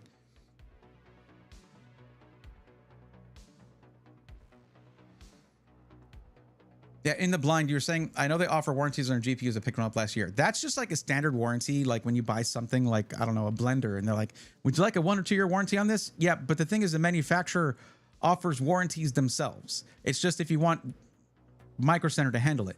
With this, with them building the PC for you, any system integrator company that builds PCs, they'll give you a warranty with it. And you get, for some of them, it'll be like, you're getting a 2 year full warranty parts and labor, or you're getting 1 year parts, 3 years labor, or like Alexander PC's lifetime parts and labor warranty. And we have a history of backing that up. Here you go. Cool. That's par for the course with an actual system builder. Micro Center is a big box store that actually just builds PCs on the side. So it's not a priority for them, unless you give them extra money. And JCino, as I already mentioned, strongly consider getting that warranty.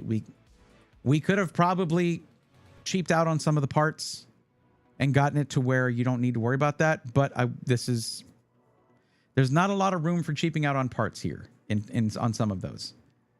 And we did go budget on like the CPU cooler, but for a 7600X3D, a 360 cooler is going to be more than enough. It doesn't have to be the peak, highest rated CPU cooler, as long as it is basic Asetek technology, which it is. So that patent is done, by the way. So we're going to be seeing a lot more cheap 360 millimeter AIOs, 240 millimeter AIOs, all that stuff, just because they can now just use that tech without having to pay for it every time. But yeah, I run the Leonly 011 case and I sometimes catch myself just staring at it. Oh yeah. Yeah, absolutely. Have you talked to Alexander PC crew? I wonder how they're doing with the price increases. Yeah, I talk to them regularly. Yes. And not well. It's rough. It is absolutely rough.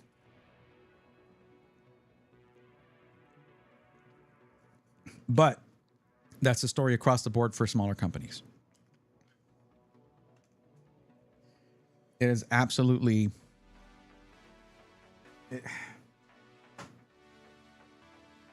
It's horrendous right now. It's really bad.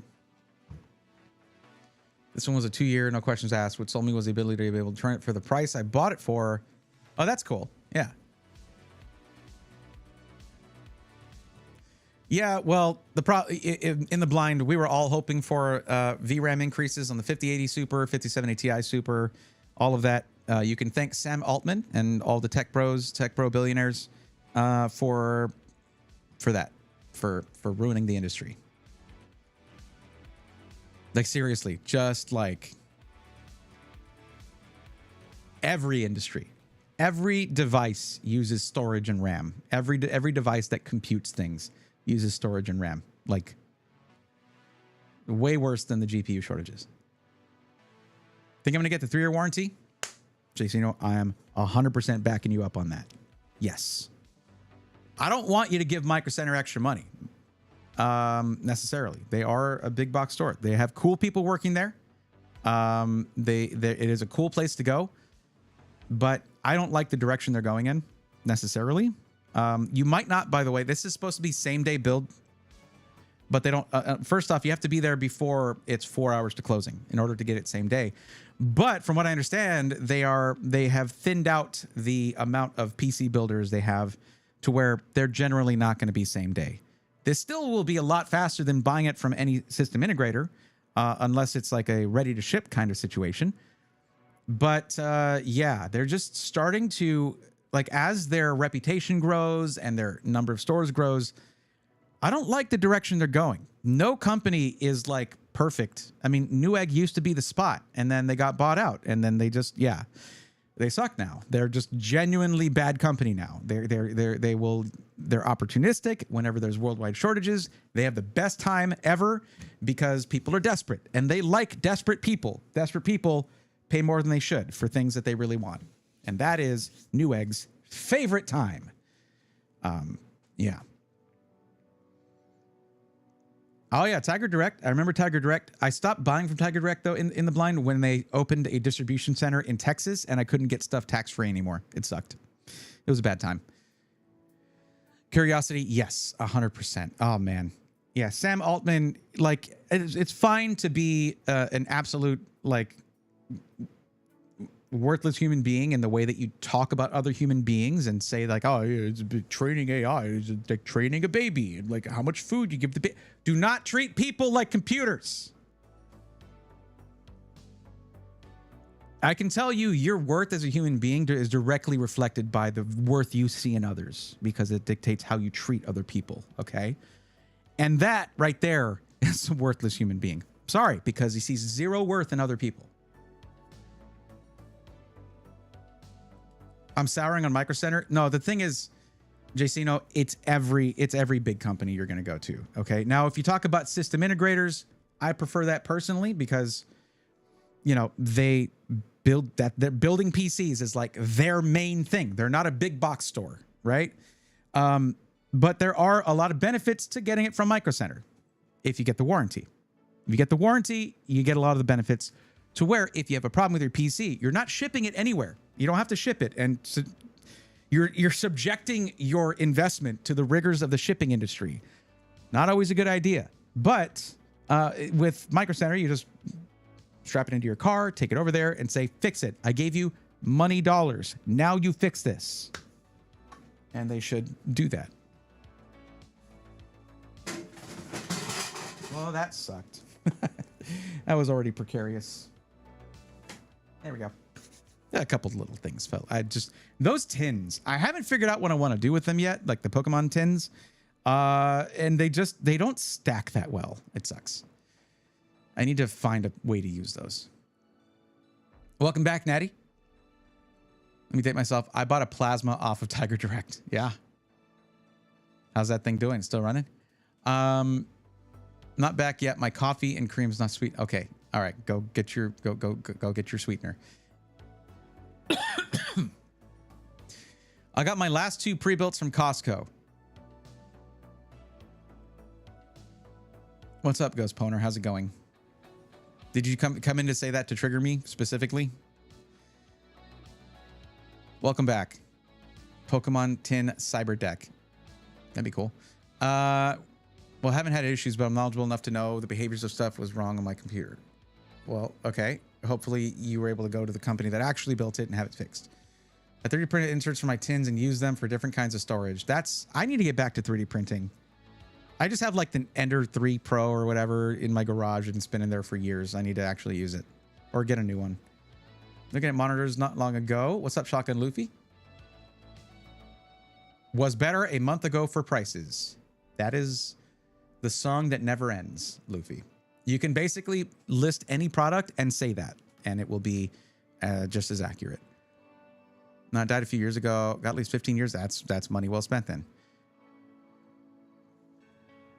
How does the tech industry recover? Time. And also, I cannot stress this enough.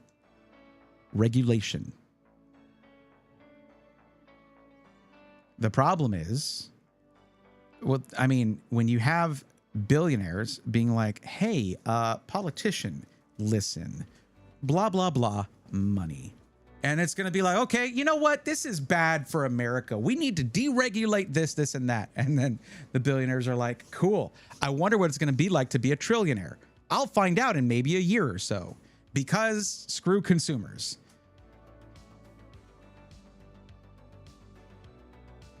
Did we think there would be no repercussions?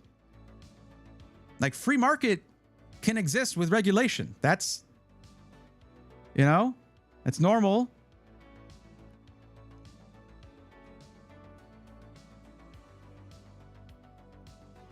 This isn't okay. This is a bad metaphor, but do you like bowling? Cool. What if there were no lanes? Probably would be terrible.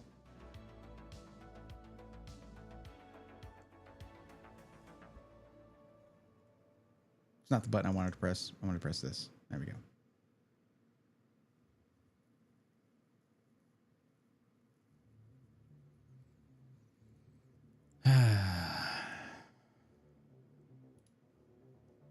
I just want to help people and make cool stuff.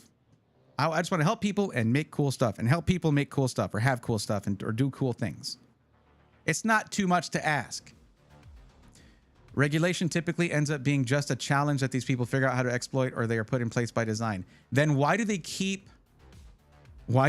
spending millions or hundreds of millions of dollars to have regulations removed if that were the case? Were things better last year? Yeah. Were they a lot better? Nah, but we were already on the road to this. Were things better in this industry the year before last? Yes. Like a lot. Well, you know, whatever. All right? Whatever, right? Yeah, whatever. The thing is, I'd rather have billionaires have to jump through hoops to exploit things than to just be able to exploit it. He helped me several years ago, and I'm very grateful. I'm happy to hear it. Pearls of wisdom there from Bray. Yeah, they happen now and then.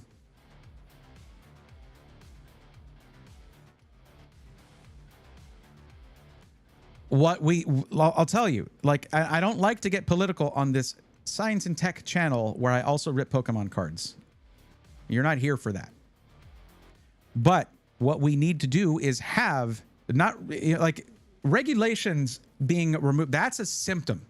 It is a symptom.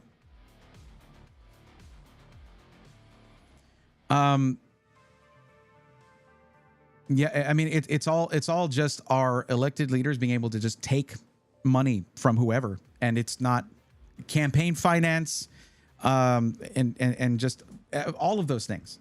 It's they go into office owned. I don't care what side of the aisle you're on. You're welcome here. It doesn't matter, okay? This is a problem for all of us. Every one of us. Together. As a nation. This is a problem for all of us. And they keep being like, hey, you're not supposed to like the other people who don't feel the way you do about this or that. Don't they suck? Yeah, vote for me. Thank you, AI companies, for the money. Thank you, oil companies for the money. Thank you, so-and-so for the money. It's all a smoke show to get us to look at each other instead of looking at them. So I'm not getting political. This is an apolitical statement. Like that is like all that divisiveness is a smoke show to get us to just hate each other instead of holding them accountable. If you think to yourself, oh, I don't like such and such person because they voted for whoever, it worked on you. It has worked on you. And you need to remember that we are all citizens of the same country. Okay?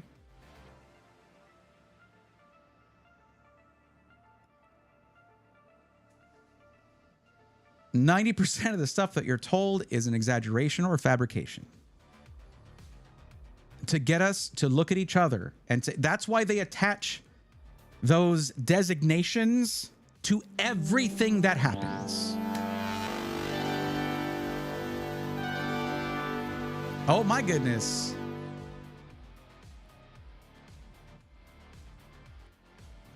Sick PCs just dropped a tier 1 sub. Let's go, nerds.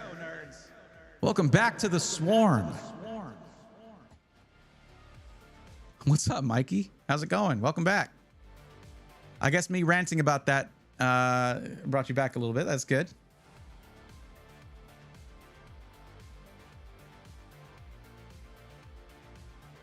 I'm for regulation. Don't get me wrong. It should just be effective. Well, yeah. I mean, yes. Well, I think it's been proven that if a person wants something bad enough, they're going to buy it regardless, unless they are legally not allowed to. And we have people in charge who will hold them accountable. You actually should have to wear sponsor signage on their clothing like NASCAR drivers. Yeah. I mean, at one point, there is no space that will be completely safe from politics, considering just how much politics influences our lives. Right now, it is impacting an industry so big it impacts literally everyone. Well, it's every industry. Every industry that makes anything that plugs into a wall or uses batteries uses memory and storage. We all, yeah, 100% division is the goal. And curiosity hits it right on the head.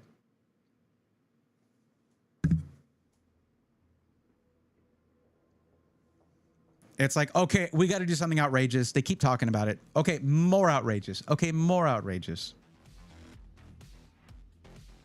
Give 'em the old razzle dazzle, razzle dazzle 'em. How can they see with sequins in their eyes? Is the line that comes right after that, by the way.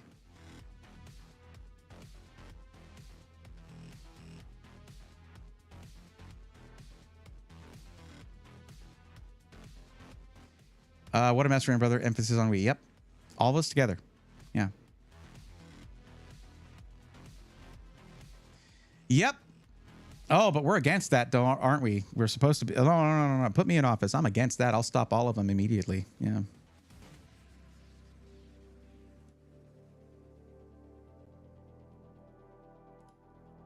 What's up, Caffeine Daydream?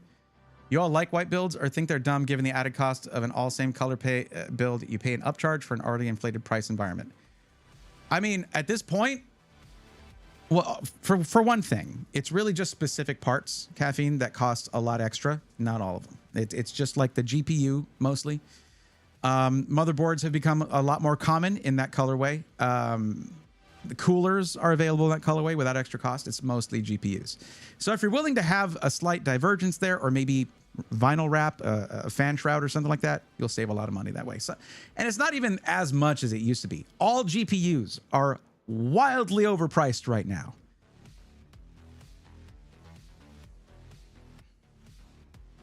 Like, definitely the AI thing is probably also to make it easier to question any digital evidence of anything. And yeah, also fabricate stuff. But we're not going to get too much into conspiracy theory, honestly. When the bread and games don't work, give them the old razzle dazzle. All I'm going to say is that the man that gets name dropped in the file. Okay, yeah. I'm not even getting into that. The reason is this. Even though I can straight up say right here, hey, if you're told to hate all these people and pay attention to all the terrible things they're doing, the person yelling that is like, don't pay attention to the man behind the curtain, okay? So if you hear someone say, well, I don't like so-and-so, and you're filled with rage, instead ask them why. Ask them why, and step two, more importantly, listen. And if you're the person saying, I don't like so-and-so, have good reasons and cite sources. Like, that's it. If both people are willing to listen and also speak from actual knowledge, and like, just like, I don't know. Just remember that, like, I'm not going to be up here telling you, well, this happened here. This happened here. I don't need to cite sources. I know it because I feel that way.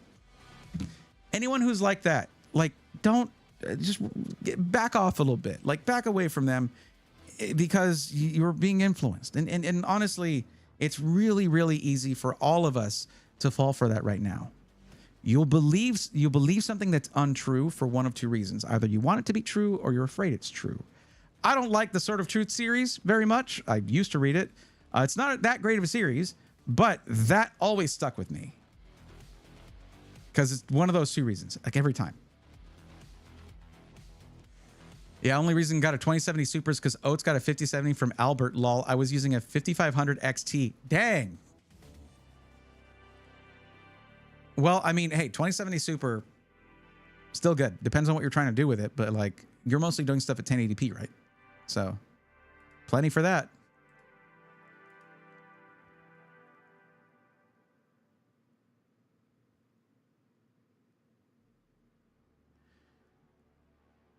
What's up, Rutu? Thank you for the 10 stream streak. I appreciate that, bud.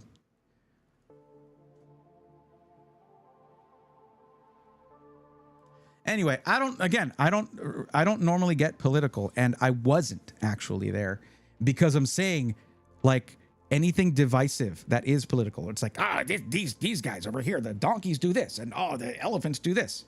That is designed to take you away from, to like take your attention off of the important stuff. Okay, all of those people are people, like straight up people. We're all here. We all want to just be happy. And they don't like that. That wouldn't work well for them. So just sometimes give yourself a break from all that insanity and give yourself a sanity check, like a break from all that, because it gets pretty rough after a while. I played Final Fantasy Rebirth with the 2070 Super, but on lowest settings with a 3600. What resolution though are you gaming at? Like 1440, 1080p? That's like the biggest element when it comes to how you'll do and with what settings. I always welcome a meta discussion personally. Yeah. I mean, honestly, I've always had sort of a vibe here where it doesn't matter who you are or what you pursue to be happy, as long as you're not harming anybody else. And I guess, and also not breaking the law, right? To pursue happiness within the bounds of, the things that are of those things, those rules. Don't hurt anyone else, and don't break any laws. Sure. Right. Just, you're welcome here. Everyone, everybody, whatever you put on your ballot, I don't care. Okay. Whatever you do to pursue happiness, as long as you are not harming anyone else and you're not breaking the law. Cool. Awesome. This should be a safe space for absolutely everybody. Pursue your own happiness and do not keep other people from pursuing theirs. Pretty simple way to live. 1080, I think. I mean, if you're on your PC, just right click, hit display settings, and see what it says your resolution is. There you go. I'm expressing what everybody's thinking. I wish, honestly. People get too tied up in the things they're invested in. There's sort of a version of sunk cost fallacy where it's like, I've been this for so long, I believe this for so long, I have to continue doing and believing these things. There's also confirmation bias, where we will hear and see things that we're looking for to confirm the biases that we have or that we've had imposed upon us. And this is getting philosophical, right? Again, but yeah. Sometimes you gotta put that down. Like, you're carrying that around with you, the things that you've believed forever, that you want to believe, or that you're afraid are true. You got to put that weight down sometimes. Just be like, all right, what's actually going on? Like, what's really going on? Yeah. The person who's telling me all this stuff that I'm supposed to believe, what have they been up to? What are they doing? Let's look at that. I think that sounds good. 8 pixels, JK. No. Anyways, I'm going to move on from that, but yeah. Set on recommended, which is 1080. So your monitor's 1080p. That's not that difficult to run, which is good. If you're playing a lot of retro stuff, that's good. That's a good resolution for that. Yeah, because like the higher resolution your monitor, the more you got to upscale stuff. Yeah. Like I play on a 4K monitor, and so when I'm doing like SNES 9X or whatever, I have to do the 4X or whatever. And it's kind of I still haven't quite dialed that in, I would say. Caffeine. Cognitive dissonance can be painful for some folks, though. Ego drives a lot of that. Well, I mean, also, we're a product of our environment, of our upbringing.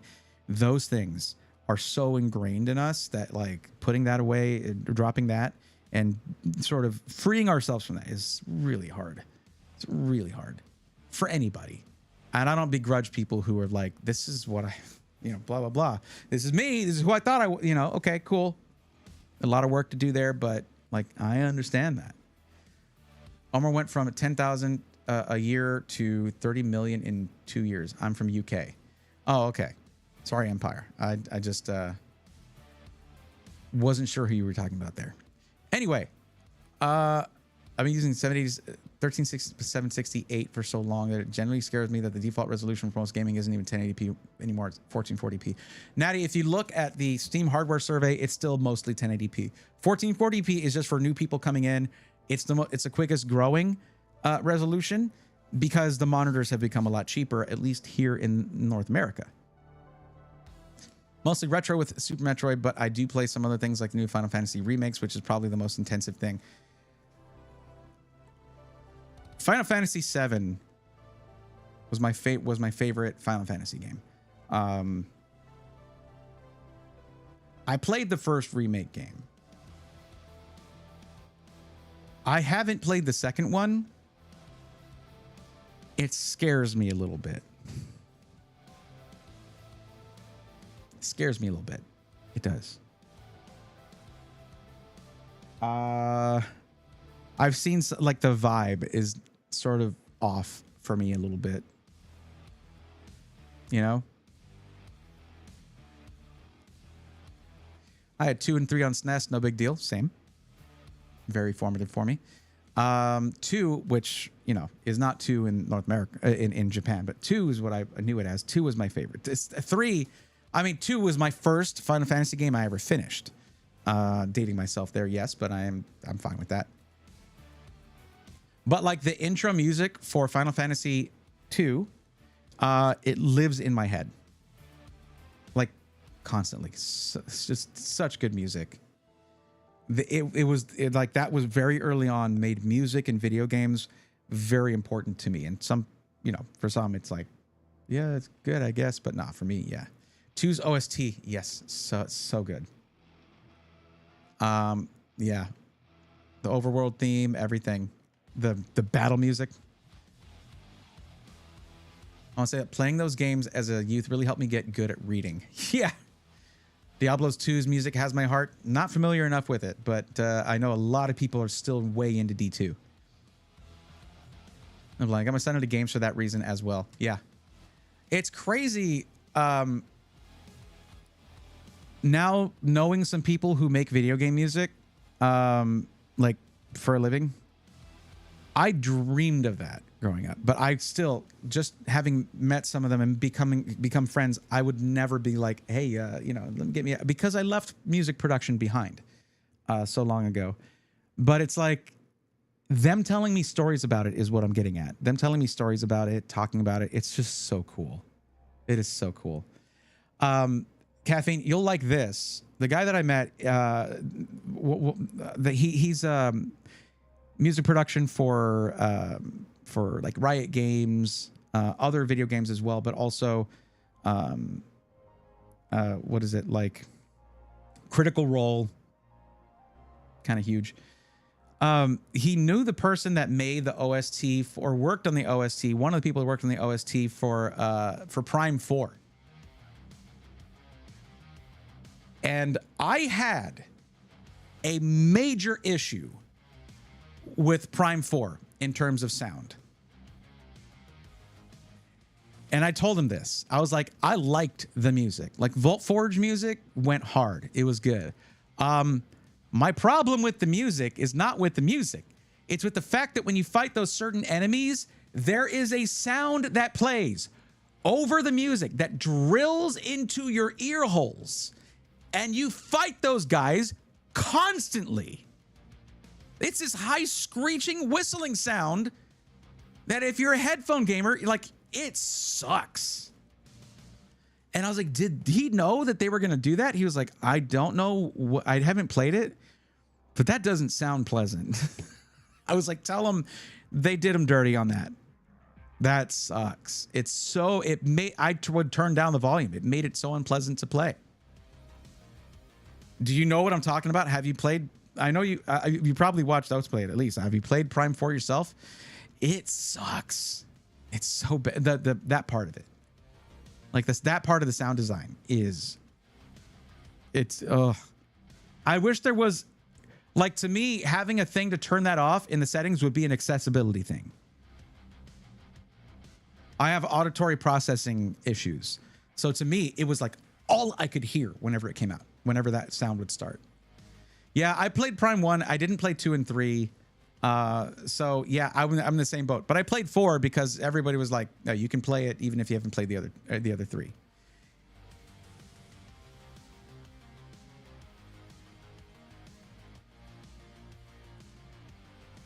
Ten and X2 are my favorites. Return to Xanarkand always fills me with so many Xanarkand, yeah. You spelled it the same way both times. I'm not sure what you were trying to do by correcting. Return, yeah, no, okay.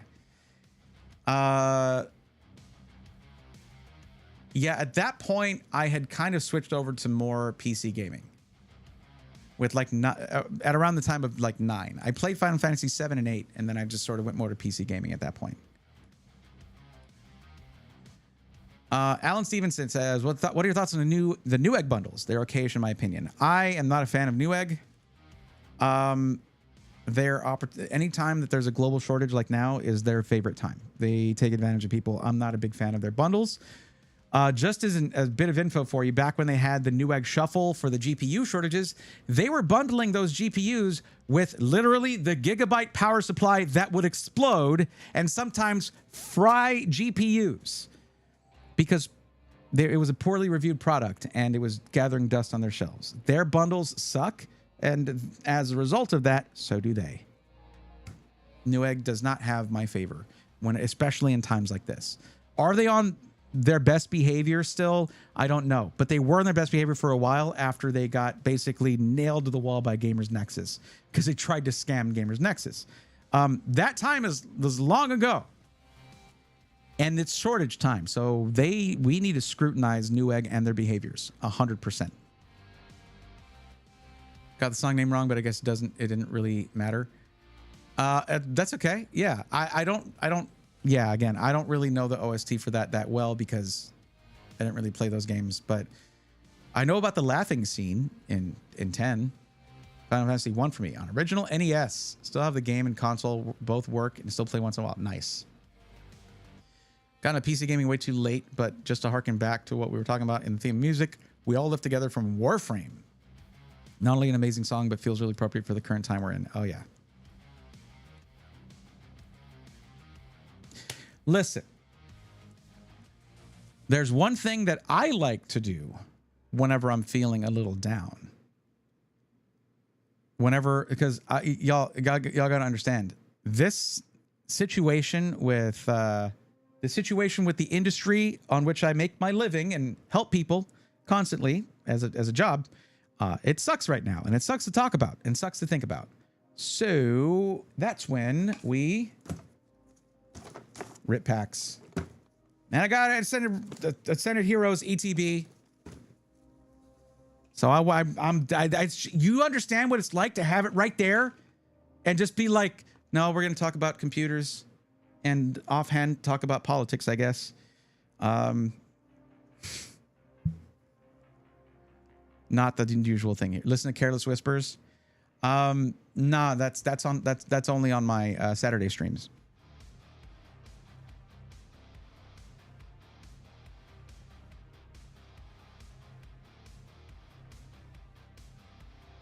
And no, I don't stream on Saturday, so that should.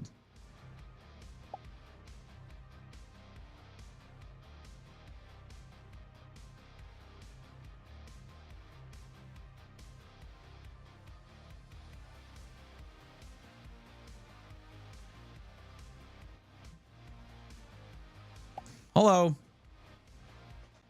Whoop. All right.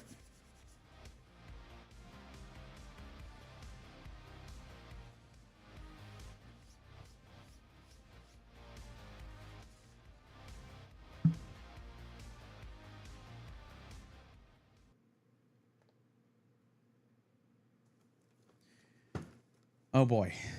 Oh boy. I'm right, you're wrong. Rabble, rabble, rabble. Pretty much.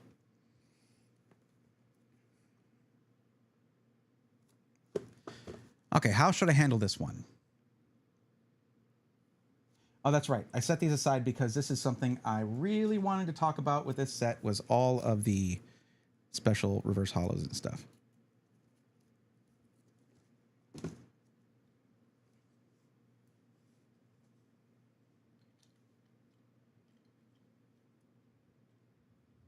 There we go. Stop looking down. Look over to the side or something so it's... Okay, there we go. El Titador, how's it going? Welcome. Shotgun Luffy still waiting on a couple packs I ordered. Okay. I put in some orders today. I did. I can't help myself. I can't. We doing the Pokemon? Yes. Of course we are. It's time. Okay.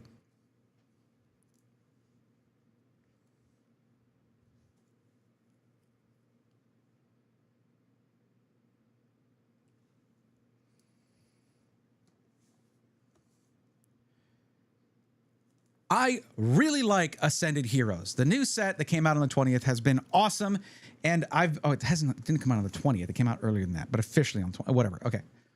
I like Ascended Heroes. I don't know how you feel about it. Let me know in the comments. But since the ETBs came out and the tech sticker packs way earlier, I have really enjoyed ripping it. I just haven't been able to do much. But what I like a lot about it is all of these different Pokeball typings for the reverse hollows, because these are fairly common and they can look really nice and they can really dress up a Pokédex.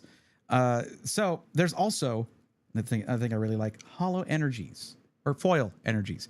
I like getting these. So because I like it so much, I saw this ETB at Cotton Collectibles, my local card shop. So I picked it up and we're opening it right now.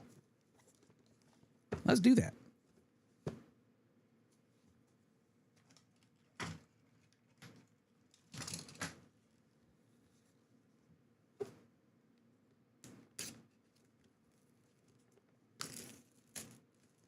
I do have a couple more of these on the way, but getting one in person at slightly less than market value is really nice. I got this for $110.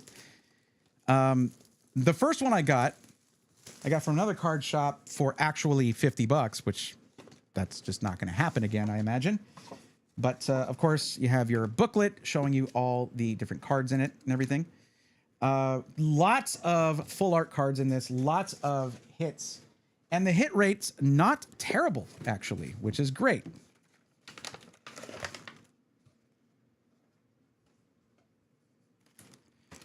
Plus, if you can get your hands on an ETB, the promo card, the Ends Zekrom, is super dope and would look great in if you're building your own Pokédex in that spot. So that's really nice. And now I have a duplicate of that. Of course, you got your energy cards here. Some pretty nice dice if you like purple and green. Your Mega Dragonite coin. Yeah, my coin box there. And of course, 9 packs of Ascended Heroes, which would be 11 if you just so happen to be crazy enough to rip a Pokemon Center ETB. So let's rip through these and see what kind of hits we can get.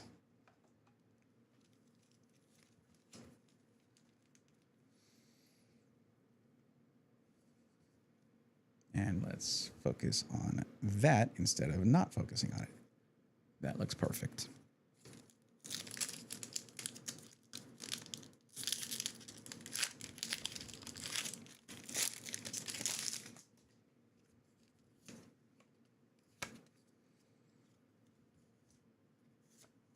Okay. Oh, there we go. Roly-Coly Pikachu. I do like that Pikachu for this set. Tarantula, Ghastly, an Archer with no bow, Frostmoth, Haunter, Numel, Reverse Energy. Nice, okay. Glastrier Friend Ball, Reverse Hollow, and Ends Zekrom, but not as cool as the promo card. Uh-oh. Okay.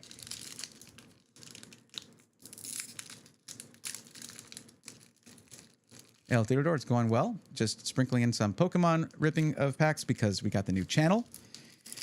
And that is Brayathorn EX on YouTube. YouTube.com/@Brayathorn EX if you're watching this on another platform. Because if you want to see some of the long form videos that we're coming out with, including going to card shows, the other things that I'm going to be working on, probably some TCG stuff as well, because I do plan on learning the TCG. Whenever this comes out, there may already be some content for that to check out. All right, Counter Gain, Pawniard, Roly-Coly, Togetic, Ends Vanillux, Triple P right there, Drampa, Lunatone, Fighting Energy, Stunfisk, Quick Ball, Reverse, and Staraptor Hollow. All right, that could be an upgrade for the Staraptor. I don't actually know, not offhand. If you want to know how many of these pulls are upgrades or new catches for the Pokédex, which is the whole goal of this thing, is building the best Pokédex ever, stay till the end of the video because it'll be listed right here at the bottom. And for those of you watching on stream, you get the slow version of this, but on the short, it's going to be sped through quite a bit. And maybe with voiceover over some of it. Skitty, Tepig, Lily's Determination, Spiritomb, Mimikyu, Fighting Energy, Diglett Reverse, Quick Ball, Helioptile Reverse, and Groudon Hollow. Nothing crazy just yet. Oh boy. Is this going to be a Baron ETB? Oh my goodness.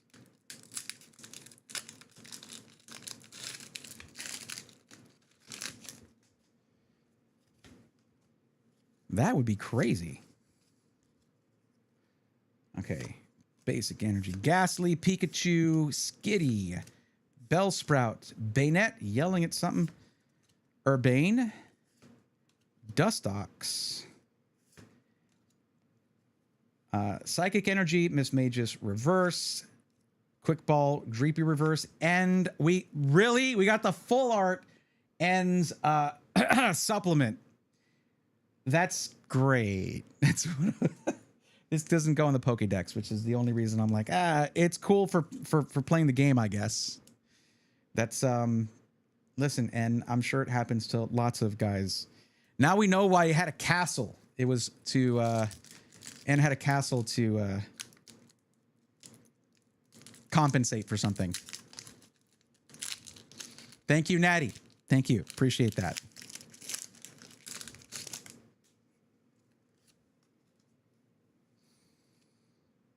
Oh yeah, I got Zekrom or Reshiram. I got all the legendaries. I'm awesome. Yeah, that's what he sounds like, by the way. Okay. Bellsprout. Glass trumpet. It doesn't seem very practical, does it? A glass trumpet, really? Hitmontop. Do I have a Hitmontop card? Have I gotten Hitmontop for the Pokédex yet? I have no idea. Okay. Rufflet. Vikavolt. Light Ball. Salazzle. Team Rocket's Hypnotizer. Reverse. Hitmontop. Another. Okay. Well, if I already had Hitmontop, this is probably an upgrade with the Dusk Ball reverse foil right there. Nice, nice. And Rayquaza or Rayquaza Hollow. Wow, we are more than halfway through, and we've got N's PP up. That's great. Okay. We have 4 packs remaining out of 9. Come on, we can. I want one of those really cool full art cards that they got for this set. Come on, man, it's not crazy, right? Ooh, we got a Hollow Energy, finally, or Foil Energy, whatever you might designate this. I want to get as many of those as I can. Rotom. There's a really cool Rotom card in this set. Tepig, Pancham, Poochyena. I've heard a lot of people say Poochyena. It's supposed to be hyena at the end. Poochyena. Yo, this is $13 apparently. That's apparently worth 13 bucks. Wow. That must be the copay. Ha! Sorry, that was a little loud. Okay, Poochyena, Pangoro, Team Rocket's Transceiver, Pignite. Yo, look, we got that freaking illustration rare Carbink. Nice, look at that. Oh, that's awesome. That's going to look sick in that spot in the Pokédex. I don't know of that many really nice Carbink cards. I'll take it. I will take that. Let's go. Erica's Tangela. What is that? Which ball is that? That's just Pokeball. Erica's Tangela and Kilowattrel Hollow. Nice. Okay. The thing is, you might be like, why is he so excited? That card's not worth this many dollars. No, it's about building the coolest Pokédex possible, and that means there are Pokemon that don't have that many really cool full art cards. Carpink's probably one of them. So there we go. That is very exciting to me. Who's the artist for this? Sui. It just says Sui. Lovely card. Happy to get that with 3 packs to go.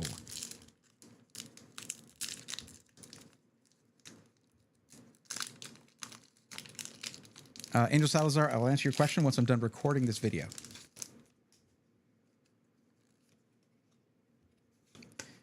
All right, come on. Okay, there we go. Dynamo, Silcoon, Dracloak, Waitress, Delcatty, Fighting Gong, Glasstrier, Reverse Proton, Team Rocket's Proton, Friend Ball, Reverse Noibat, and Regirock EX. I've got a few of these now. I don't know how good Regirock EX is as a deck for the TCG, but I could actually do one now. I could actually make one now with that many. All right, this is the penultimate pack. Second to last pack here. Let's see what we get. Oh, this one wanted to be opened. Nice.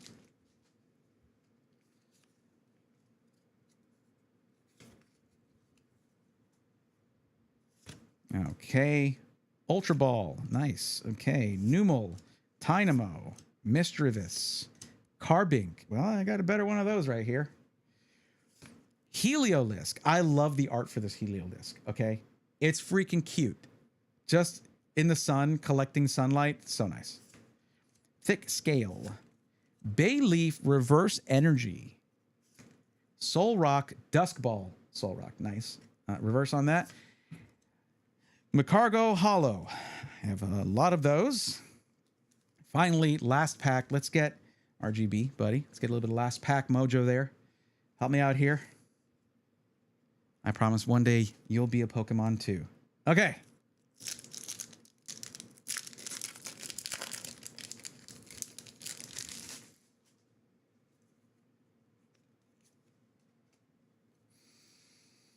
Last pack. Let's go.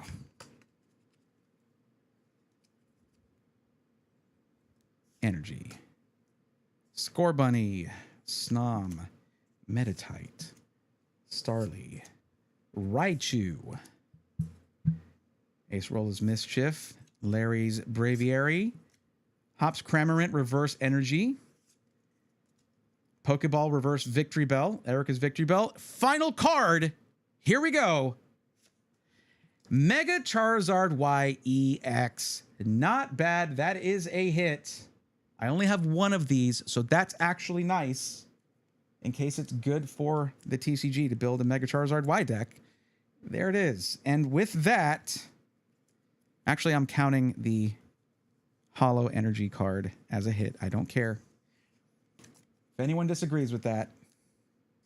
So, no crazy like, oh my God, I'm sending my kid to college kind of hits, which you just don't get those. That is not a thing. That's a $15 EX. Really? That's a $15 EX card. That's kind of crazy. I don't post the values of cards on these videos, but that's crazy, actually. Usually a couple bucks per EX. And of course, the $13 copay and prescribed supplement. And the Carbink illustration rare. Not a bad haul from this ETB. Don't forget, this is also a very nice promo card as well. So, there you go. Not a bad ETB. Not a bad ETB. I will take that. I don't need the biggest hits. This is going to be awesome for the Pokedex. If you want to see the rest of the hits we get and more, hit subscribe or or follow. This is how many new Pokemon I got, and this is how many upgrades there were. Catch you in the next one.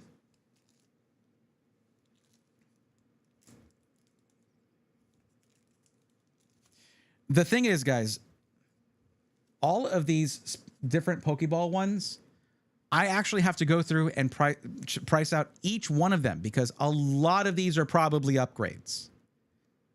That is my favorite thing about this set. Because you're going through and you're seeing all of these symbols throughout your Pokédex. That's going to look a lot better than just a standard reverse holo like. Well, there's so many of these. I don't even know which one of these was just a regular reverse holo. Oh my God. That's what I like about this set. Every one of these is special. I mean, like, that's a pretty standard reverse foil, right? Look at how reflective it is. You can see my thumb in that. That's pretty cool. One of these wasn't it?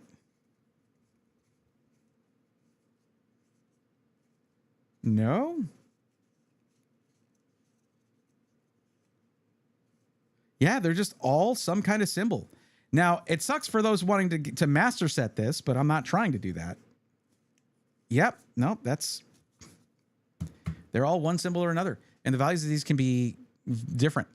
But it is a massive set. Yeah. So that's a lot of these are probably going to be going in and replacing regular reverse foils or reverse holos. Yeah. Let's get this in a top loader. Yeah, I didn't even know about this card. That's why people are like freaking out about this set because there are so many illustration rares. And that, I mean, it's Carbink. It's the rock with the ears. Like, I don't know how many full arts there are for Carbink, but not many, I imagine. Happy to see that. I'll just go ahead and put this right back in the ETB from whence it came to keep that sorted. And yes, I do have more of these coming in. 3 more to be exact. That I ordered forever ago. So I got them for a decent price. Because even the pre-orders started creeping up in price. It sucked. But I just did it right when the pre-orders became available on TCG Player. So not too terrible. See that? All that keeps it all in place. There we go. There's just a few energies there. Let's put those with my dice. There we go. Done.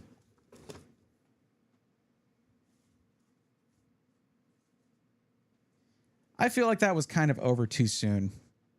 But in order to make it under 3 minutes, it kind of has to be. It's going to be basically, I'm going to voice over a lot of the, unless there's something funny that I said or something like that, then I'll add that in there. But yeah.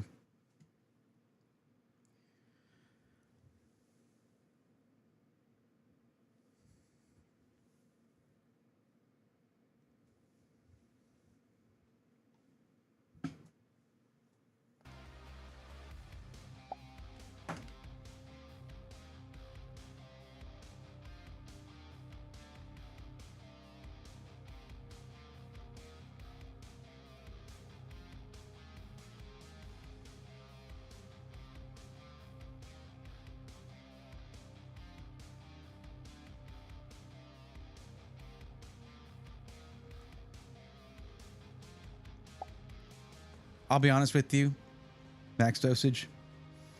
I said I'm not master setting Ascended Heroes. I might.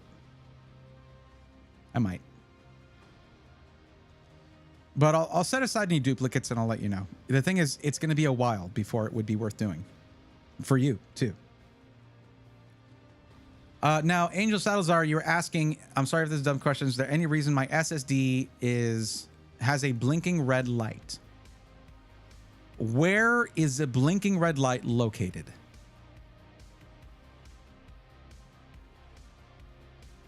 Well, okay, I'm sorry, Natty. You said that and then I went away from it. I'm sorry.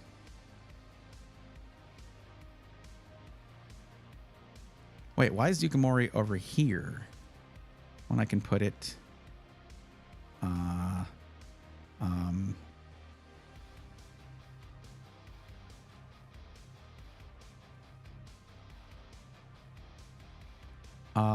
Okay. I guess I forgot to mention Yukimori. Did you just type it in there? You just typed it in there? Is that where it was? Okay.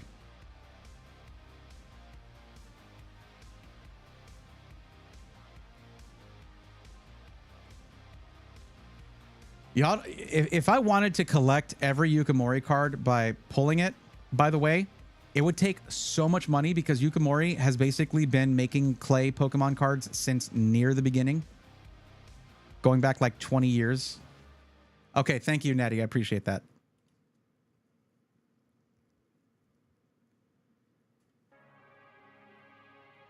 On the SSD card right corner. When you say SSD card, is it like a PCIe card that has SSDs in it?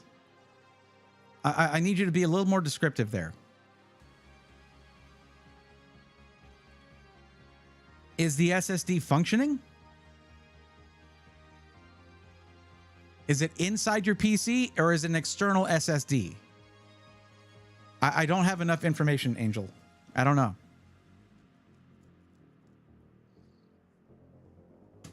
I feel bad because like you're like my spreadsheet on stream and I went back to it and I immediately was like, hey, why is that over here? I'm not trying to criticize all the ridiculous amount of work you put into this. Like, guys, the letter S has so many Pokemon just under the letter S. There's 135 just in this one letter. Yes. Angel, did you answer yes to a multiple choice question? Okay, if everything's okay and working fine, then good. Back away slowly. No sudden movements. Just let it continue to work. But the best thing to do is like if it's... You said yes when I was asking you multiple things. I don't even know how to react to that. Is it a card, a PCIe card? Is it external? You said yes. I don't know what you mean by yes. But if it's working, don't if it ain't broke, you know the rest.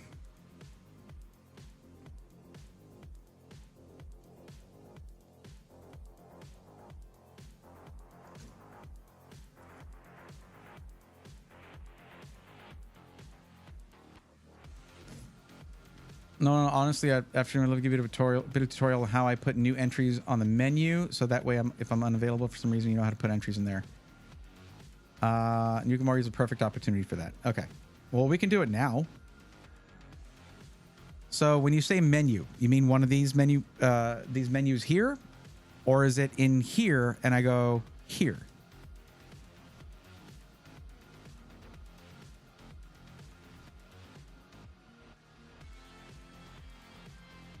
It's in the update tab. Got it.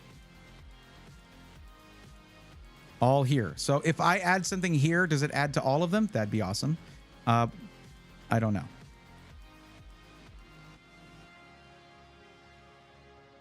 Scroll to the right. Oh, insert new menu entries below to add them to the appropriate menus. Sick. That's really cool. So, wait, are these? Okay, so these are just wider. So if I want to add another one, it would go here, and then I would have to change the... Oh, there's extra. Is that the ones? Just add it to the extras? I should slow down. I'm going to slow down.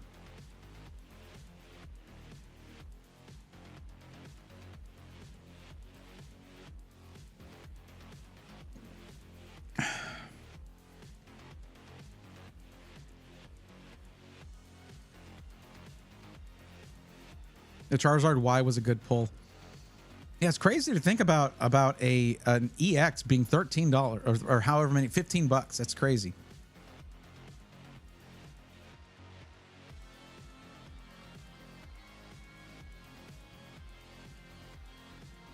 Or $10, $15 EX. Yeah, as Gentros was saying.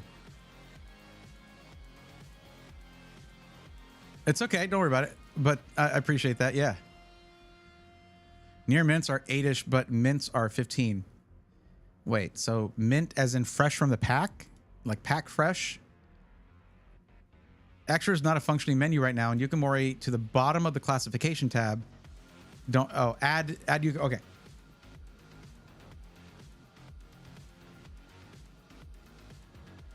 Sorry, I kind of need my keyboard in order to keyboard.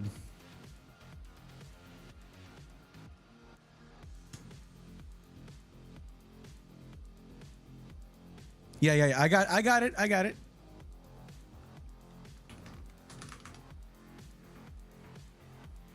Okay. So, with that in mind, where was I? Oh, it was under K. Here we go. Yo, there it is. Let's go. I love it. That's perfect.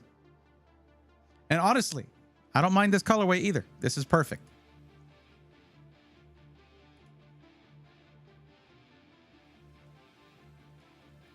So now I can go here and be like, also Yukimori. That is awesome. That is so cool. And it saves so much time. You see, this right here. This is how you get me being like, hey, I got a duplicate of one of your favorite type of Pokemon, and it's nice. I'll send it to you. That's how you get to that level right there. That's really cool. Thank you. Okay.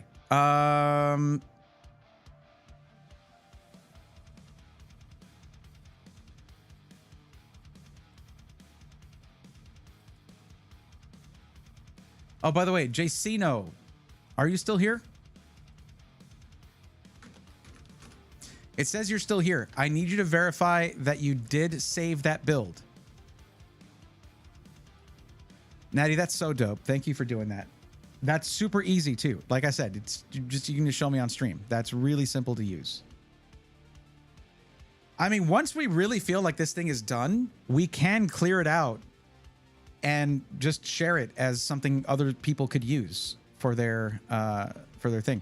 They can't have this. This is my information, but you know, I have to actually update this with all the things that I've pulled since then.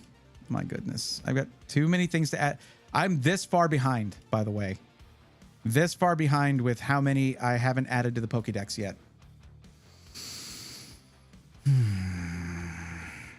And I literally have to go through the stream and be like, okay, on this date, I did this. On this date, I did this. And then look at the label for it. And yeah. Speaking of which, let me make a label for that ETB.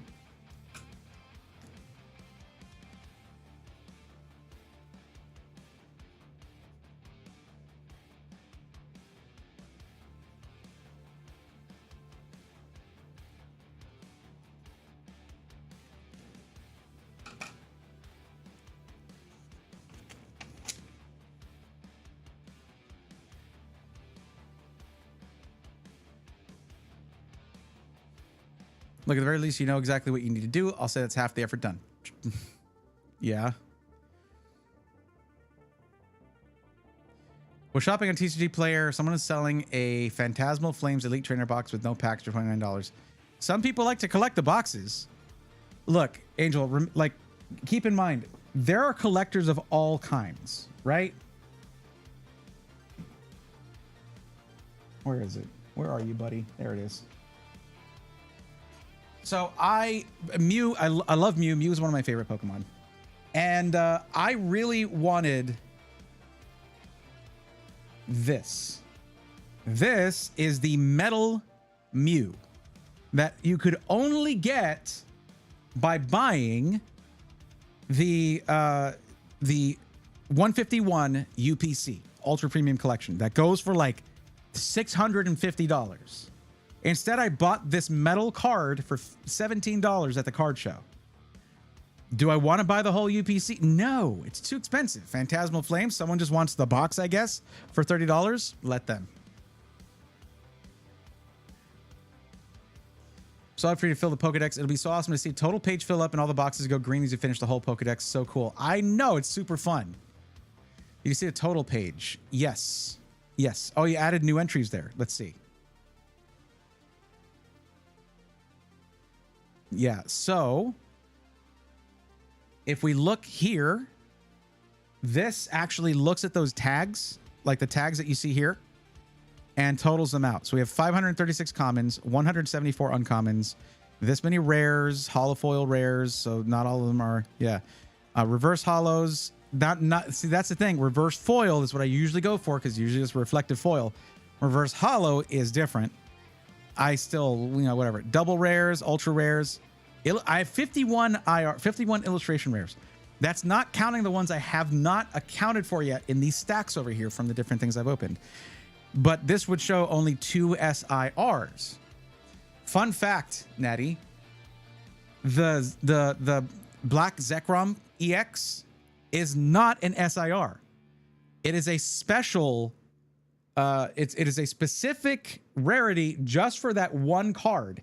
And they have the same thing for the white Zekrom, a white Reshiram, and the red Victini. They have each of those 3 cards has its own rarity designation that we are not putting in the form. It's an SIR. 68 EXs, 13 Vs. That's like the EVs and all that.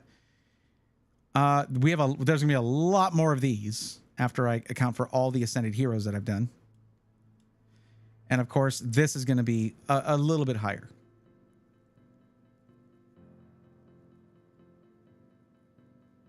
Nice display case. You're talking about like Phantasmal Flames ETB box or ETB rather.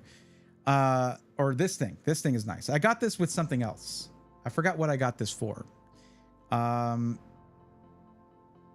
don't remember. But certain little gift packs or whatever things you can get come with something like that. Welcome back, Empire of Noise. Sorry, you continue to not be able to sleep. That's rough. I've been there. Okay. What now? Has anybody filled this out? Nope. Nobody to help yet. I mean, what am I gonna do, y'all? What do I even do here? Yeah, so if you're curious, the letter of the alphabet that has the most Pokemon in it is the letter S with 135. Fun fact, Natty, we're going to have to expand this next year because Generation 10 is going to come out. I'm probably going to have to get a larger binder, which is why I'm fine not customizing the one I'm using now. Because, yeah, it's going to be more than 1,088, and that's the max amount of cards in that binder. So I want to finish this before Generation 10 comes out, and I think we're well on our way. The only thing is, there's certain Pokemon where, like, look up Cub Fu. You know what? We'll do it together. Check this out. C. And it will be one that, there we go. Where is Cub Fu? Where is Cub Fu? Oh, it's under K, actually, right? Cub Fu. How many sets do you think Cub Fu is in? One.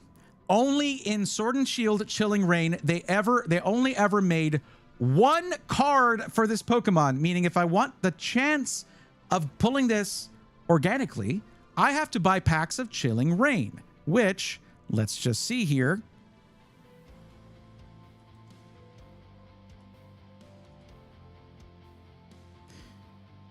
Is, let's see, actually, Chilling Reign 2-pack blisters, $34.81 market price. I might just want to do that and just order some of those. But an ETB, that's a set of 2. An ETB, this is a set of 2 ETBs, so it's like $115 for an ETB. I guess I could do that. But it's not exactly the most exciting set. But I'll bet I would get a lot of Pokemon that are not yet in the Pokedex. Look at this Snorlax. The secret rare Snorlax gold card. That's awesome. The Celebi V is really cool. The 2 different versions of it. Yo, the Blaziken. I still, to this day, do not have a Blaziken card. This would go hard in the Pokedex. Now, could I just pay $5.99 and get it? Yes. But that's not how it works for this Pokédex. I catch all my own Pokemon. So I'm going to have to get Chilling Reign.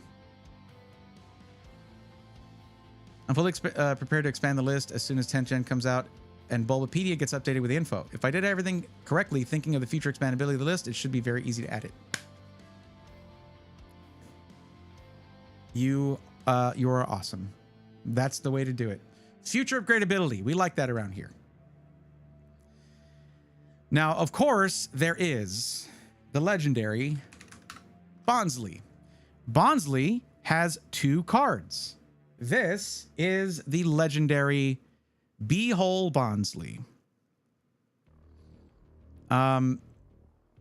You can get damaged and heavily played versions of this for $5 to $7.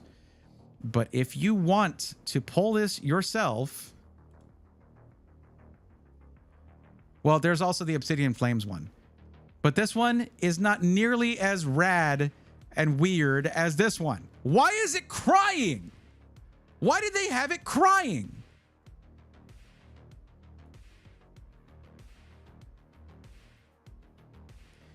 If you want to rip Diamond and Pearl, it is literally $300 for a pack.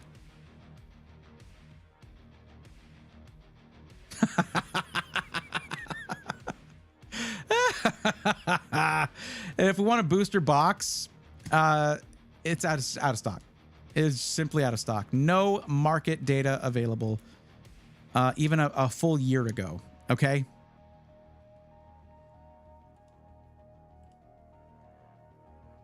Yeah, this was $158 for a single booster pack in December, and it has since shot up. Oh, wait, hold on. Yeah, 1 month. Hold on, wait, what? March 2nd. Okay, that's now. So that's 3 months ago, yes. 208 is the market value. But ain't nobody selling it for that price. Yeah, it's just not being printed anymore. It's just not, yeah. This is a finite resource. There's only so many of these packs in existence, and if you buy one and rip it, you are burning through a finite resource. So if I am not adamant about getting that specific Bonsly, okay, I would have to buy it, just the card by itself. I'm not spending $300 for the chance of pulling a $5 card. Then I go to Obsidian Flames. Obsidian Flames, if you want a single booster pack, is $6 or market price $8.39. That is more possible, and then I have the chance. And if I want to get a booster box, that's $344 market price. Ignore the $48.99. That's not a full listing. Watch what happens when you scroll to that. $48 and $49.99. That is the Chinese one. Korean version, which is fine. I would not mind doing that. But if you want the actual thing, then yeah, $350.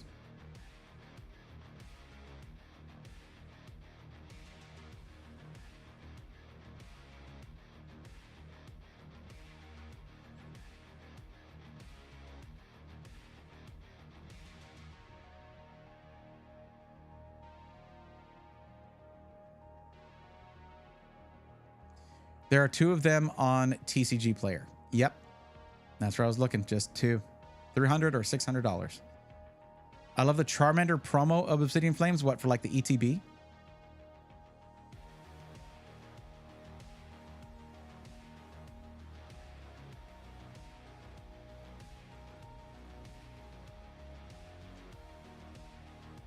Yeah.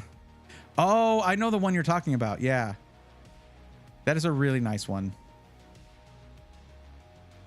That's the wrong button.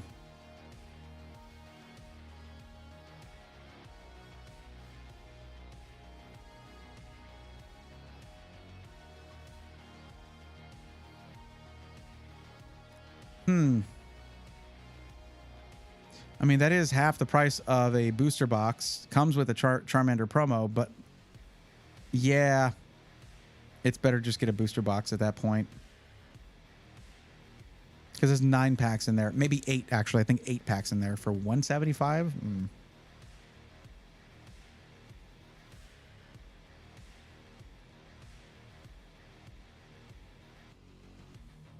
They probably have the Charmander promo card available? No?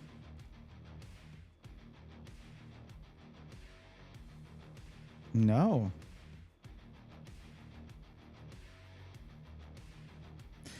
Here's the thing, guys. Let's remember something here.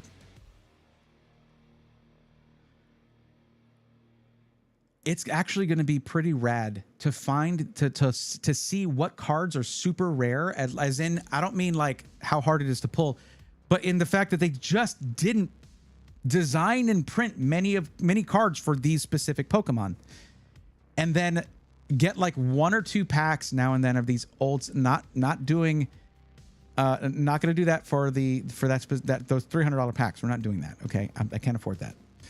But just trying to hunt down and pull these cards is going to be amazing for content. Okay, it's going to be fun. We're going to have a good time with that. I just have to do it intelligently and not just burn money just trying to pull a stupid card. Eventually, if I cannot do it, I'm not going to be trying to do it for a year burning money. I'm going to be like, I'm just going to buy it. I'm just going to buy it. Probably. I don't know. Is that Bonsly cheaper in other languages? No idea. Haven't really looked for it. One of my series booster box goes for over 500 kata. What is that? I remember there's one person who recently managed to get a VHS tape of this one piece of media that only 50 were ever made, and U.S. Customs quite literally ripped through the tape, and then they sent it through anyways to the consumer, literally destroying it. And that's awful. Wow. Why rip through the tape? Why do that? What is the point? What does that accomplish? Oh, Canadian. Okay. What is the MSRP elite boxes? Are you talking about for ETBs? It's usually like $50 at launch at retail if you can get it from Walmart or Target, which that's where the big battles happen. That's where all the scalpers go and wait outside for 5 hours before opening, go in, rush in there, and load up their carts. I don't know that I'm willing to I don't need to yet. I don't know that I'm willing to do that kind of thing just to get one for me, because I don't want to go in there and fill a cart. That's not fair to everybody else. Unless I was going to like give it away or something. The Charmander promo is $37. The ETB goes for over 200, near 300 on eBay for your series. What series are we talking about? You could just say what the series is. Like, that's allowed. You're allowed to do that. Because I don't remember offhand. Oh, for Obsidian Flame. Okay, Obsidian Flames.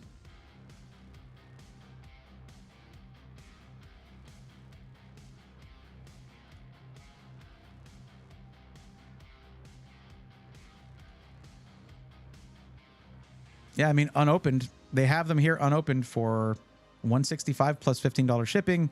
As the price goes up, the shipping gets cheaper. Of course, that's just, it's all the same price, basically. I don't know. Maybe I should grab one of these. It would be kind of fun. The only thing is, for Charmander, I'm never going to rip enough 151 to get the Charmander, Charmeleon, and Charizard illustration rares and SIR. So the matching set. I'm never going to rip enough 151 for that, nor do I want to. It is a waste of money. But like, damn, those are such good cards. It's such a good set. Oh well.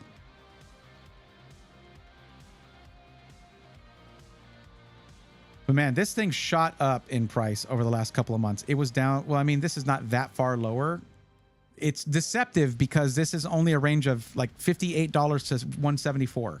158 to 174. It's like a 16, I don't know, whatever range. It's not that big of a range. So ignore what I said about the price shooting up. But if we go to a year, now you're talking. It was down to 81.26 back in April of last year. That's when it gets depressing. Ascendant Heroes are cheaper than I expected here in Brazil. Still along the lines of what I paid for Phantasmal Flames. Still cheaper. They're going for like $90 to $100. That's cheaper than here. Although it's the 7 card packs, right? Because it's in Portuguese.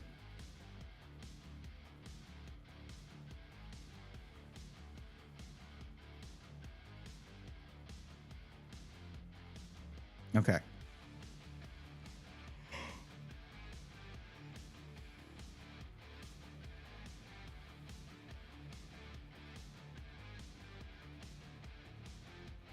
So what I'm thinking about doing now,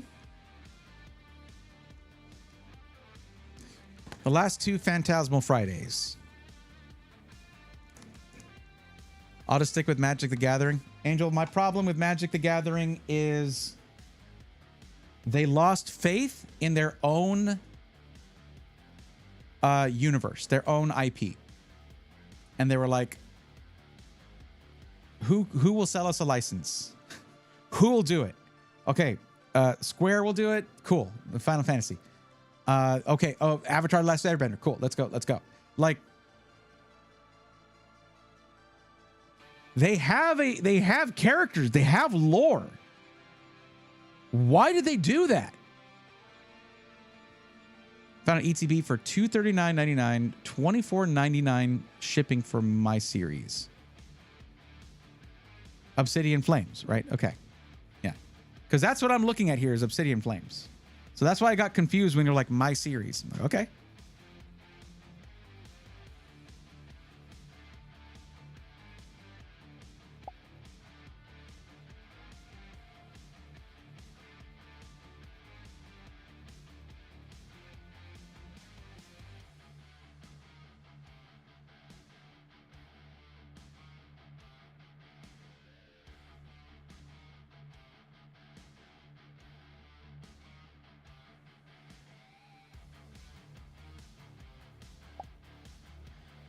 Yeah, it is very Fortnite coded. So a Magic collection and never looked back. Had stuff ranging back to beta, second, third editions. Wow, DJ Simple Green. I hope you got good money for that if it was in good condition. Yeah, Ninja Turtles.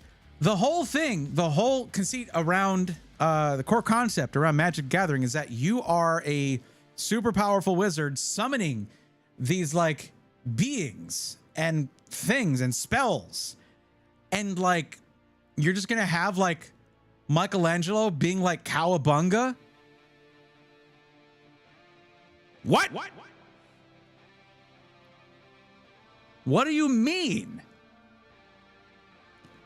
The thing is, this is like post nostalgia. The last like decade has just been corporations cashing in on our nostalgia, our collective nostalgia. And Magic is coming in at the end of that, when there's so much like so much fatigue around that. And they're like, nostalgia, right? Ooh, shiny. It's a thing. It's a thing. Lord of the Rings and D&D, that at least fits the setting. Yeah. Ninja Turtles? No. What, are they going to have their van?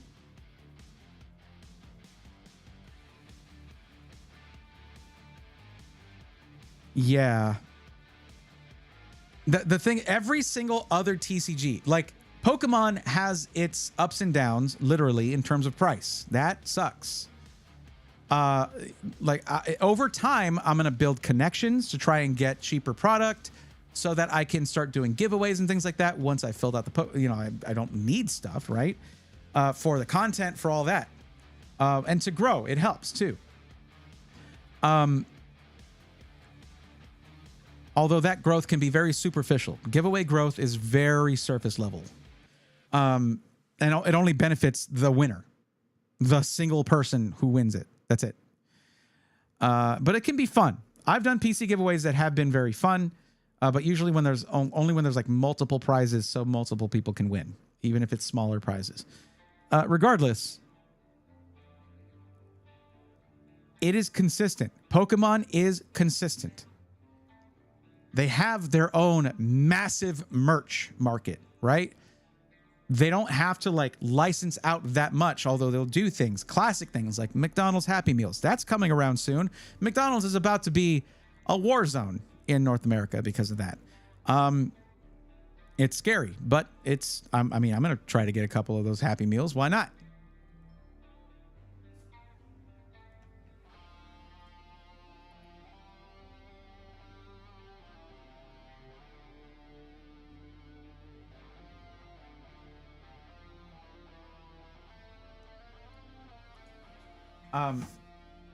But every other TCG, so that's the thing with Pokemon, is getting access to sealed product and the pricing. When it comes to other TCGs, every one of them has something that makes me hesitate because, of course, people will come in and see me ripping packs and they'll be like, what about my favorite card game? And I don't like to be the person who's like, okay, Disney Lorcana, sure, it's got pretty stuff, but like Disney, if it ever starts to dip in popularity, Lorcana, which it, from what I understand, from what I've been told, it already kind of is, Disney will drop it like a bad habit because Disney does not support stuff that doesn't make them money. They're not in it for the love of the game. So if you're a collector, like maybe that's going to benefit you over the long run, but it's not going to benefit a content creator. Okay. Secondly, well, no secondly on Disney. That's literally it. The problem with Disney Lorcana is the Disney part. Yu-Gi-Oh! Apparently fell off big time after a certain point. And it's like, I feel like Yu-Gi-Oh! Is going to be more beneficial for someone really wanting to just play the game. That just wants to play the game. Digimon, I know nothing about. One Piece, I know stuff about, but the price is skyrocketed so fast. There's actually way more disparity between the really collectible cards and all the rest of it. Like in Pokemon, there's a few cards that are like way up there, but like the prices of like a lot of the illustration rares, things like that, getting up to like $30, $40. There's a ton of those that you can collect. You can actually get. You watch me do it. It happens. With apparently with One Piece, if you don't get the manga cards, what are you even doing? Magic is something that I admired from afar and I now sort of despise because of the just digging at nostalgia. Like it's just, it cheapens their own universe. Pokemon has their own lore, their own universe. They stick to that. They've got their characters. And if they ever stray from that, it would be bad for them. It would not work out for them. They know that better than I do, and so they don't. Saw some One Piece cards at the expo, and the gold accents on the cards are so pretty. One Piece cards, like Pokemon makes some beautiful cards. One Piece? Are you kidding me? They're freaking gorgeous. But no thank you. I cannot afford to collect One Piece. There is no way. Happy Meals went wild on Minecraft. Whenever McDonald's actually does a collab like that, it does tend to do pretty well. I'm going to be so real. I'm not even going to touch on the amount of mechanics Yu-Gi-Oh! Has. Yu-Gi-Oh! Has some pretty cards, but they're very much just play the game cards. You won't see cards that are pretty and well crafted as any Pokemon full art. The accessibility, Natty, that Pokemon grants by having their really collectible cards be the same functionally as a $3 card or a 50-cent card, that is an accessible TCG.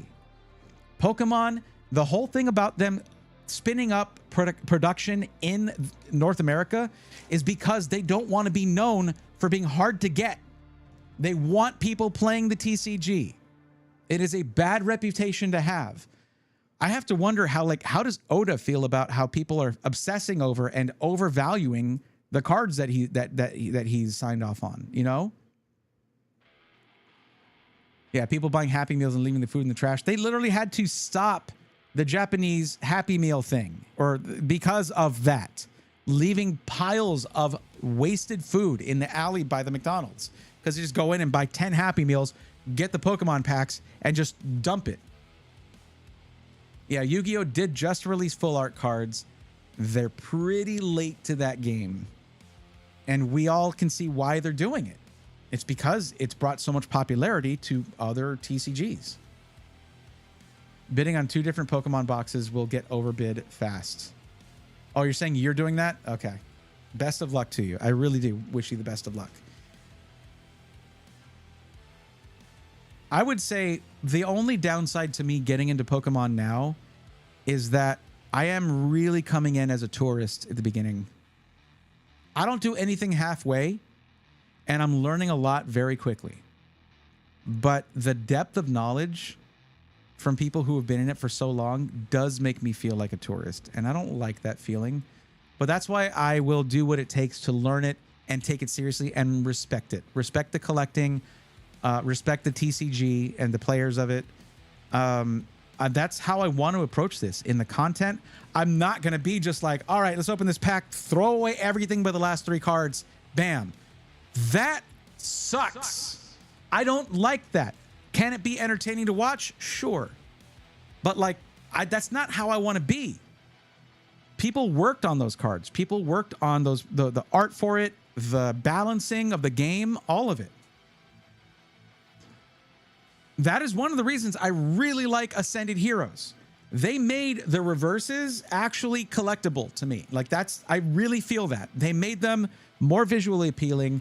They added the element of the different Pokeballs and the energies, all that. I love that.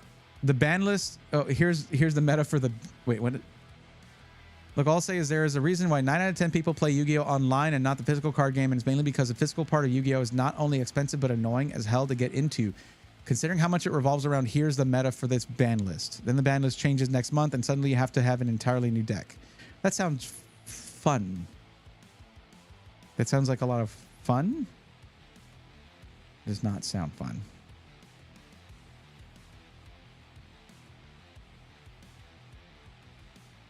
What have I done so far here? I'm going to put a couple of these in here just so I have them. This is 3, 1, 6. I'll show y'all what I'm doing. That's fine.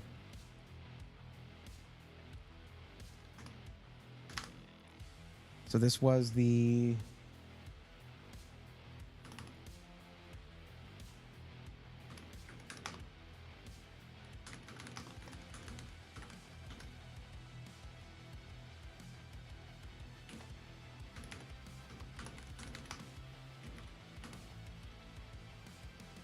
Okay, and then we're going to do one more. Let me just do that. Bam, bam, bam, bam. And we're going to do another one. Oh, what am I doing? Well, we're going to do another 2.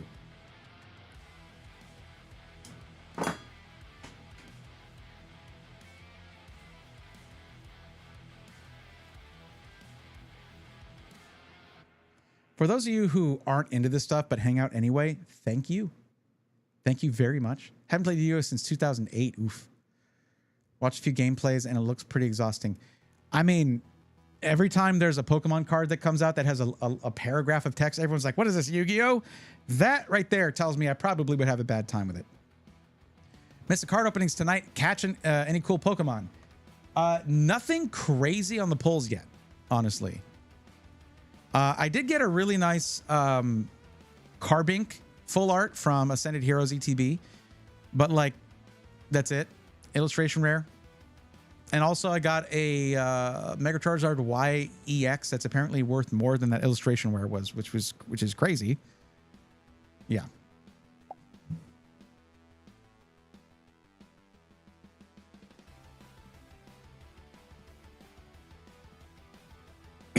Excuse me. Now there is another step to this content that I have yet to figure out, which is the gaming side of things. I have to figure out what I want to play first. I'm probably going to start out, I'm thinking the first thing I want to play, but it's going to take a few streams to finish it, is my first time playthrough through Pokemon Emerald. It's supposed to be a lot of people who played the classic games. It's like one of the favorites. I think that might be what I do before I start doing any ROM hacks or Nuzlocks or anything like that, because plenty of them are based on Emerald, and familiarity of like item locations and things like that for randomizers can be a big deal. I could always play with a guide though. Like, I'm not against that. I don't care. But welcome, JJ Blinks. I'm about to do two more video recordings, and it's going to be the last two of the Phantasmal Fridays for the cards that I have left here in this ETB. I don't know that I'll keep those going, because there's only so much you can get out of just collecting from one set over and over and over and over.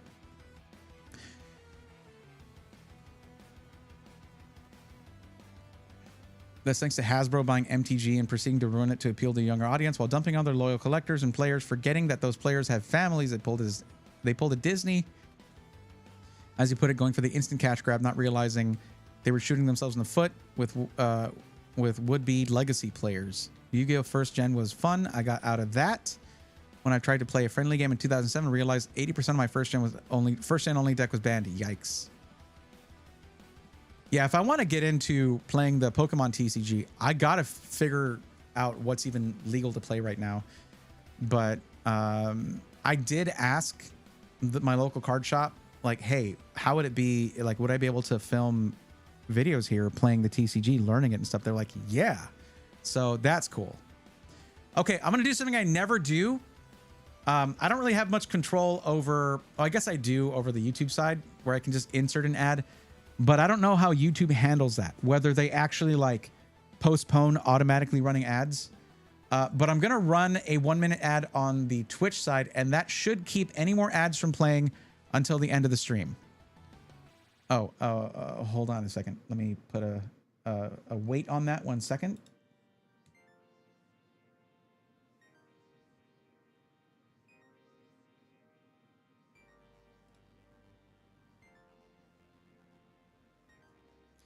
Okay, I could have seen that later, Natty. I don't know that I want to bring that up here or talk about it right now, but it's just the band. Natty sent me a link to the banned cards list, so this is good. I'm gonna go ahead and I'm gonna bookmark this. Thank you for that. That is not bad, actually. That's it.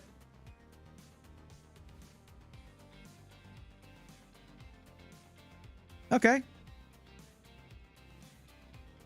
Thank you. Appreciate it. Okay. All right. So I'm going to manually play an ad on Twitch. Sorry about that. It'll just keep any more ads from running for the rest of the stream. Back in 60 seconds. And for everyone who I guess paid for a sub and is like, I don't have to watch ads. 60 seconds of companionable silence. Yeah. Is that what you paid for?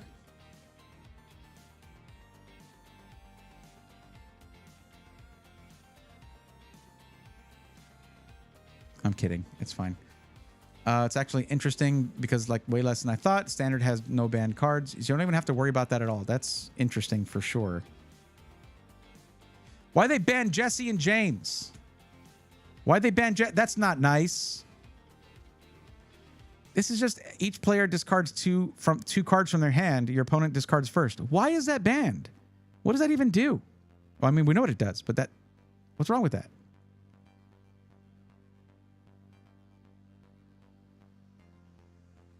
Just a banned Miss Mage's card.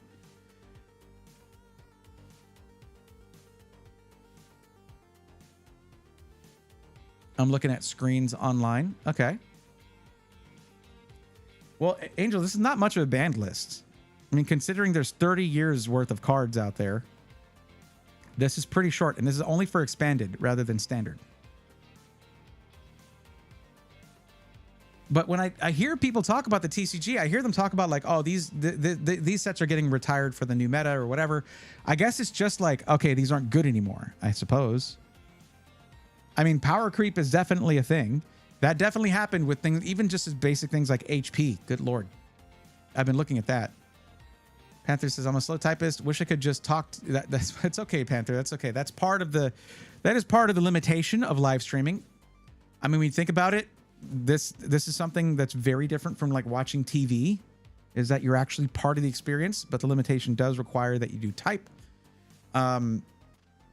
Yeah, it's still pretty interesting in terms of like modern entertainment, right? Okay, we are back from our ad. So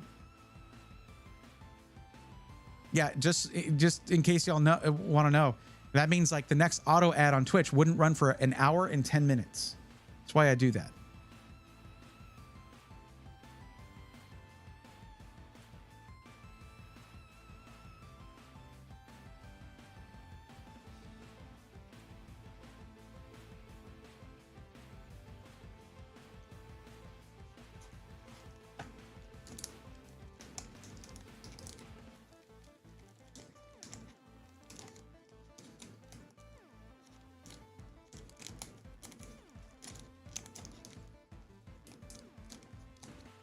Wait, hold on a second. What happened here? 1, 2, 3, 4, 5, 6. Okay, never mind. I miscounted. All right.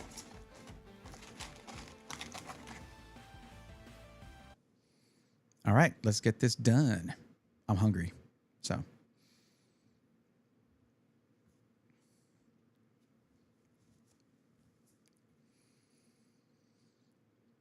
It's Phantasmal Friday, and we've got 12 packs left of this Phantasmal Flames booster box. Let's open 6 of them right now.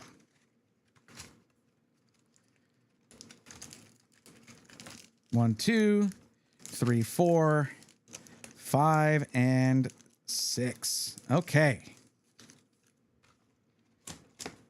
We can only do one more of these after this, unless I want to order another booster box. And I don't know about that. Let's see how this one goes. And we're just going to go in the order that this went, starting and ending with Mega Charizard X. Maybe that's a sign. Maybe we're getting that SIR tonight.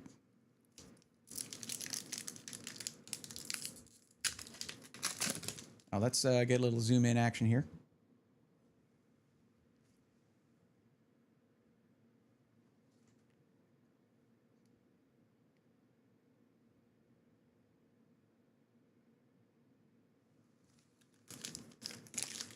Boy, I made that as awkward as possible for the editing later.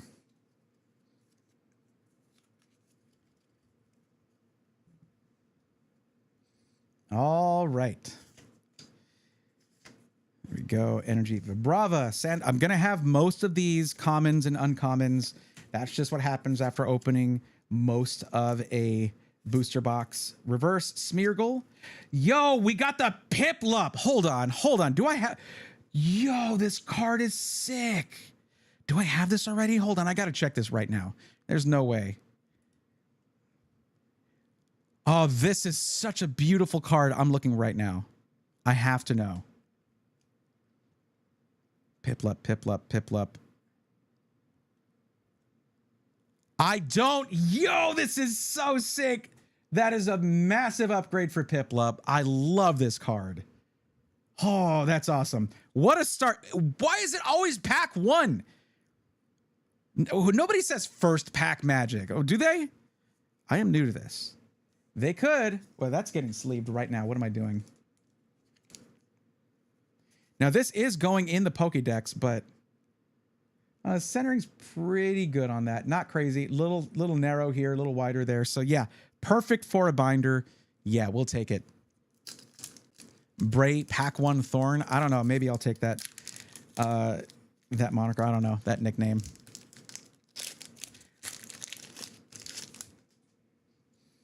What kind of degenerate does a hydrate redeem when someone's recording a video? Gentros, how could you? I'm kidding. I'll do that later. I will do it. I'll do it later. All right. What's up, Yamper? I already have an illustration rare of you, but hello. And we got the Yukamori Nimble. Already have a few of those. Piloswine, Apom, Darmanitan, Grimsley's Movin', Alcremie, Trapinch Reverse, Misdreavus Reverse, and Mega Sharpedo EX 2 for 2. Come on. You know what? It heard me. It was like, oh, he's doubting whether he wants to order another booster box. Oh, really? Really? 2 for 2. What the heck?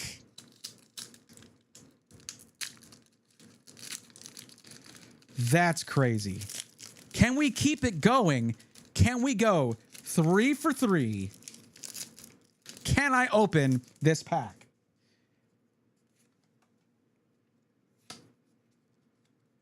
Okay, come on. Believe it. Bolton, Baneri, Bramblin. We got triple Bs. Where's Bears, Beats, and Battle Stars? Because we got triple Bs already. Absol. Absolutely. Glaycor, Cresselia, Low Kicks, Gligar, Reverse, Grimsley's Move, Reverse, and Suicune, Hollow. Okay, well, that 2 in a row is pretty good.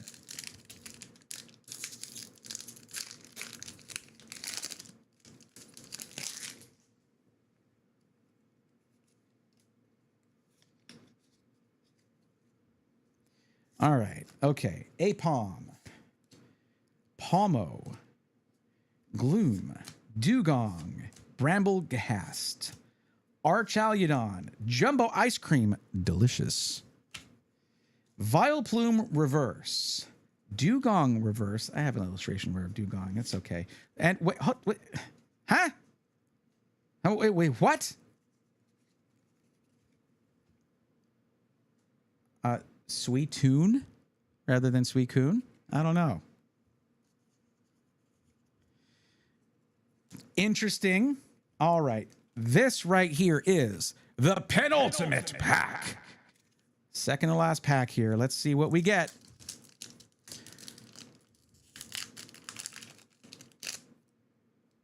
Neat.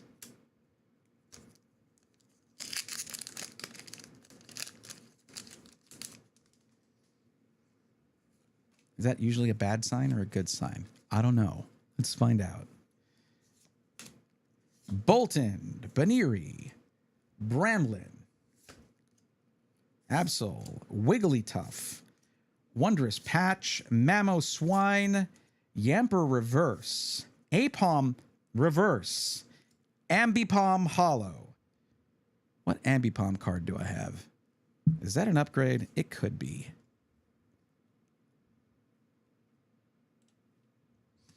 And nope, have the holofoil rare, so same card, maybe a little different, same card. All right, let's get a little bit of last pack mojo right here, RGB. Come on, buddy. We got 2 for 2 and then nothing. So, and now the thing is, I usually get happy about all kinds of cards because we're building a Pokédex. But once you've opened a lot of one set, you're going to have all those commons and uncommons. I do appreciate all these cards. Like there's some of these that are going to be upgrades, like reverse hollows, things like that. But once you're getting towards the end of a booster box, you're going to want to see some hits. That's just normal. Okay, last pack. Let's go.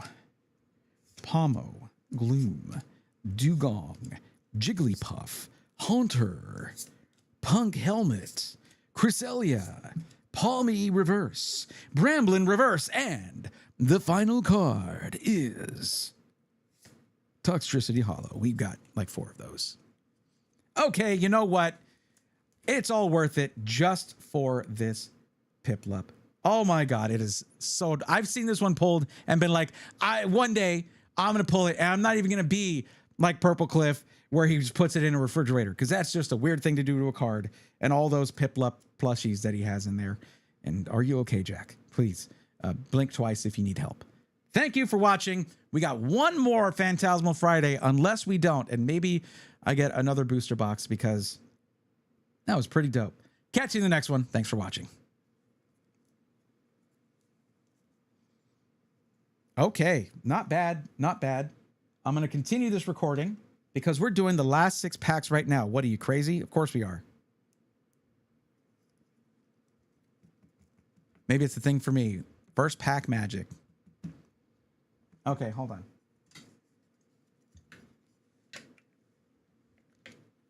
I have to hydrate.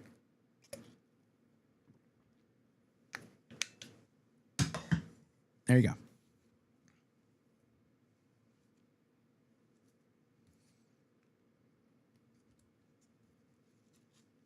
That's going to look so good in the Pokédex. Now I got to get a illustration rare, Primplup, and Empoleon. Thank you. I do like to buy not boring water bottles. Okay, next video right here. It's Phantasmal Friday, and these are the last 6 packs we have from this Phantasmal Flames booster box. Let's see if we can end it with a bang. Let's do them in this order here, like I have been doing. 1, 2, 3, 4, 5, 6. I would like a Mega Gengar. That'd be rad. Mega Gengar, or of course, I still have not pulled the Mega Charizard X, EX, SIR. That would be dope. Of course it would. That's a huge card. But let's see. Let's get into it.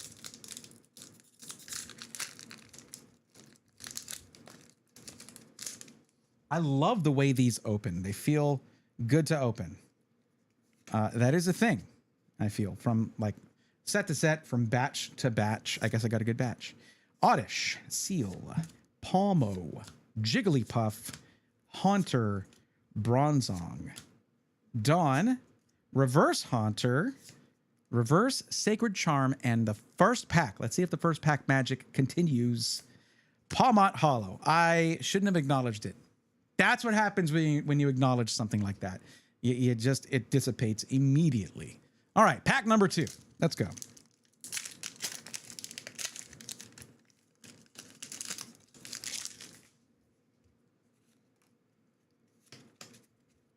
I do wish Phantasmal Flames had hollow energies. I don't know why. I really like getting hollow energy, right? Jigglypuff, Darumaka, Lotad, Boltund, Granbull, Tauros. How many Pokemon names are 2 syllables, by the way? Is it just me, or does it feel like it's most of them? I feel like it's most of them. Okay. Wondrous Patch, Lombre, Wondrous Patch Reverse, Flygon, Hollow. It's so many of these Pokemon have 2 syllables, and this needs to be researched. This needs to be researched. 2 syllables is good for naming things out. It is. Braythorn. Right. All right. Halfway. We're getting to the halfway point here with pack number 3. I guess pack number 4 would be the actual halfway point, but...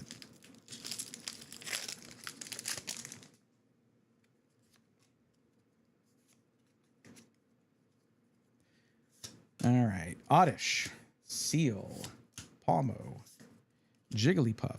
Don't start pulling these badly now. Bronzong, Darmanitan, Tauros, Genesect. You see, it's other ones. Like there's some that have 3. Whatever. There's others with more or 1 syllable, but still. Genesect Reverse, Duraludon Reverse. The Shinji Kondo one. Really cool. Mega Lopunny EX, our first hit for this last 6 packs. Okay. Mega Lopunny EX. Dope. We'll take it. And then it goes into a Mega Lopunny pack art. Interesting. Interesting.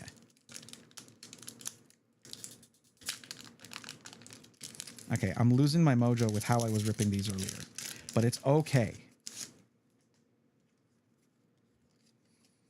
Let me know in the comments if you like these sort of like weekly series things. If it's something that you kind of like, oh yeah, Friday is gonna be Phantasmal Friday, or if you're just scrolling and you don't care and you just want to see if I pull anything good, let me know in the comments. Darumaka, Lotad,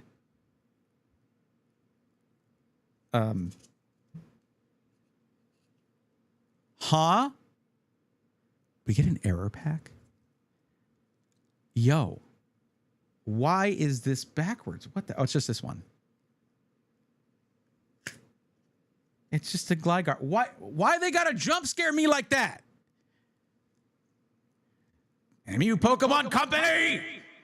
How dare you, Gligar? I got excited. Bolton, Lanoon. That's how they say 12 p.m. in France, by the way. Blowtorch, Seviper, Paldean Tauros, reverse, Ambipom, reverse, Palmot, hollow. Okay, gotten a few of those. And we arrive to the penultimate pack. Second to last. What is this? Adhesive or something going down the middle here. You think we're going to have a line down every card? Jonux, welcome. How's it going? It is that Braythorn guy. This Braythorn guy. What's up? You'll catch me talking about PCs or pulling Pokemon cards, working on my own PC. Personal collection. Welcome to the stream. All right. Energy. Gloom. Charmander. Sableye. Duraludon. Seviper. Granbull. Blowtorch. Reverse Absol. Just aura farming. In the rain. Come on. Swinub.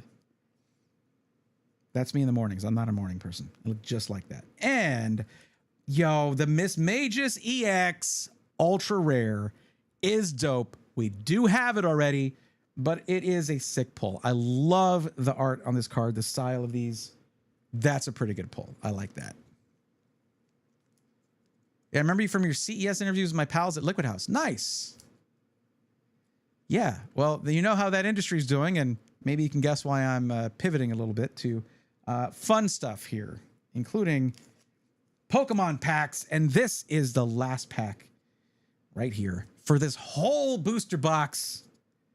Come on, let's get something solid out of this. So, any Pokemon I don't already have in the Pokedex is good for me, though that list is dwindling. Or any good upgrade. Let's do it. Because this, not an upgrade. That is already in the Pokedex. So, all right, last pack right here.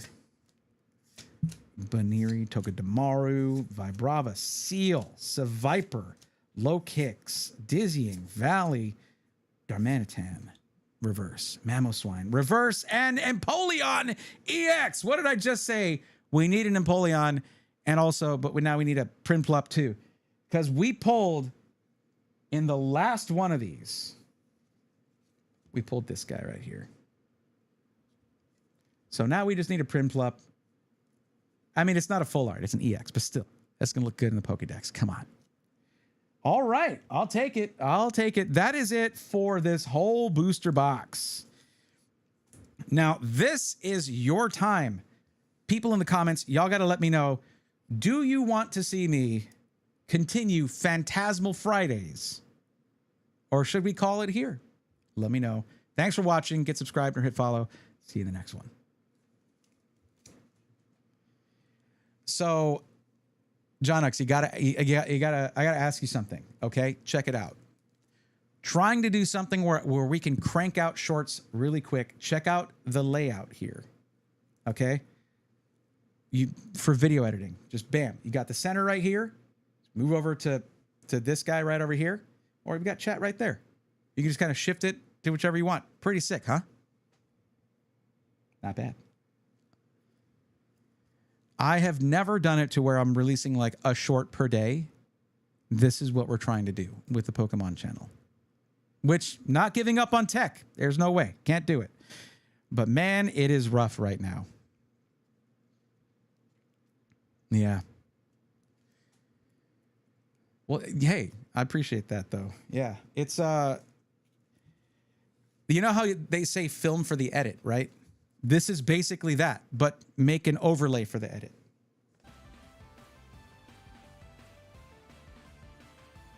I hope I recorded that.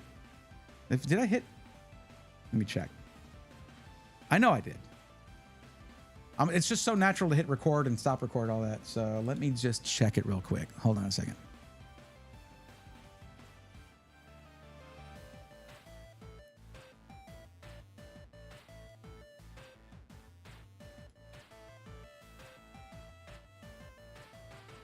Yes, I did. Right? Did I? Yes, I did. 16 minutes starting at 11:22 p.m. Yes, perfect.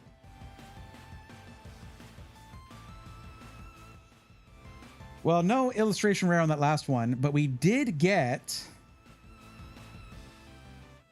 the ultra rare full art. That's cool. That's a dope card.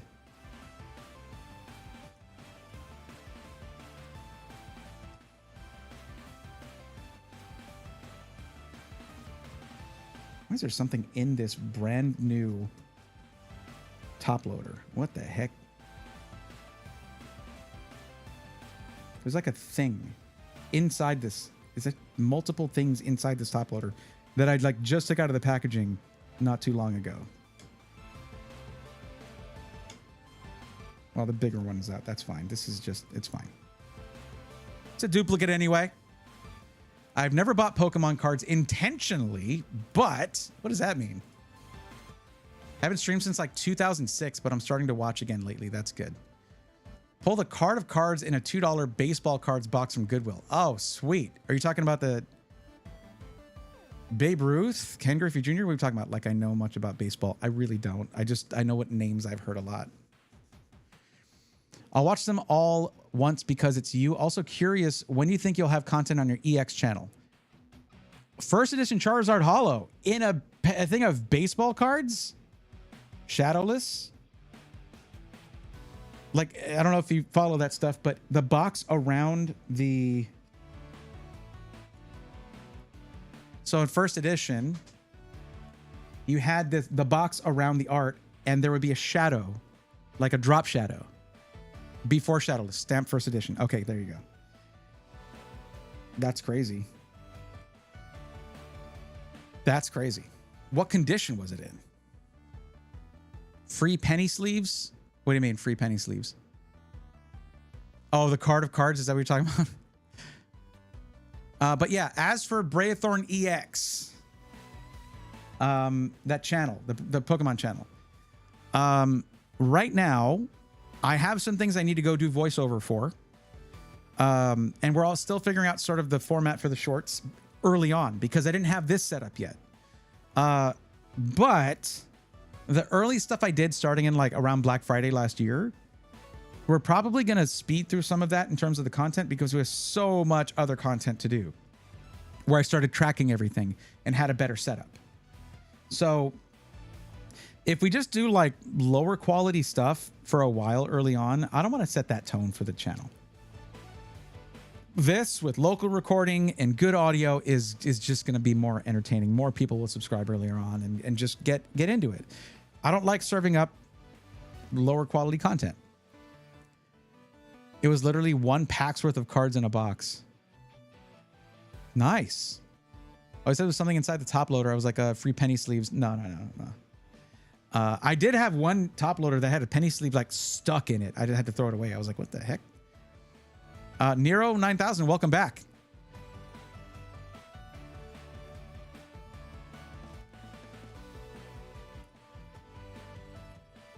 All right, just got to label these.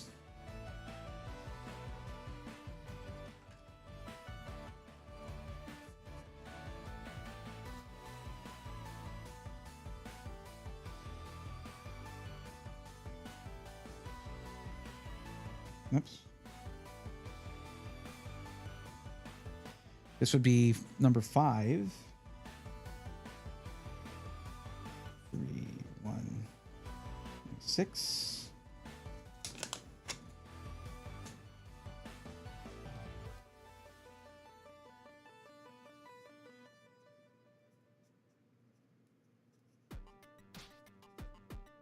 And number 6. Oops. I can't write. That's why I like computers, so I don't have to.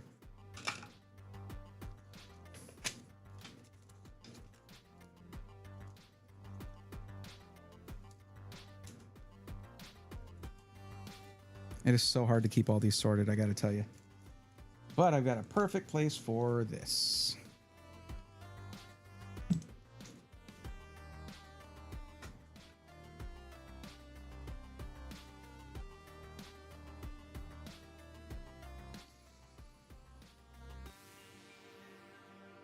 Sorry, I didn't hear anything last year. I had a visitor. No problem. Meant to say it had a few random baseball cards, some prom photos, and 1 pack of Pokemon cards. Wow. That's crazy. All right, before I go back to lurking and practicing my runs, since you know how to add stuff to the spreadsheet and do the whole thing, I'd say you now have total free reign to add all the Pokemon you want whenever you want with whatever tags you want. Perfect. I am so far behind. But, like, I am trying here. So far behind. So, let me get my...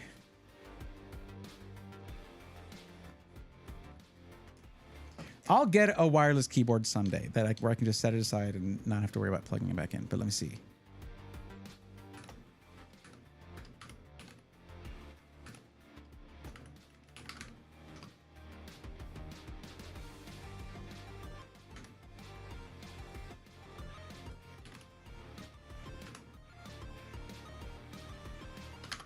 There we go.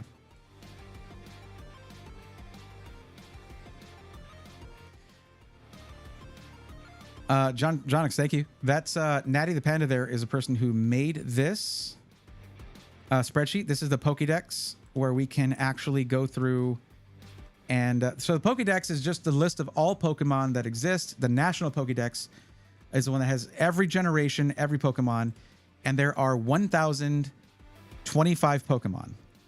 And so far, with what I've counted, we're at 810. With what I've added to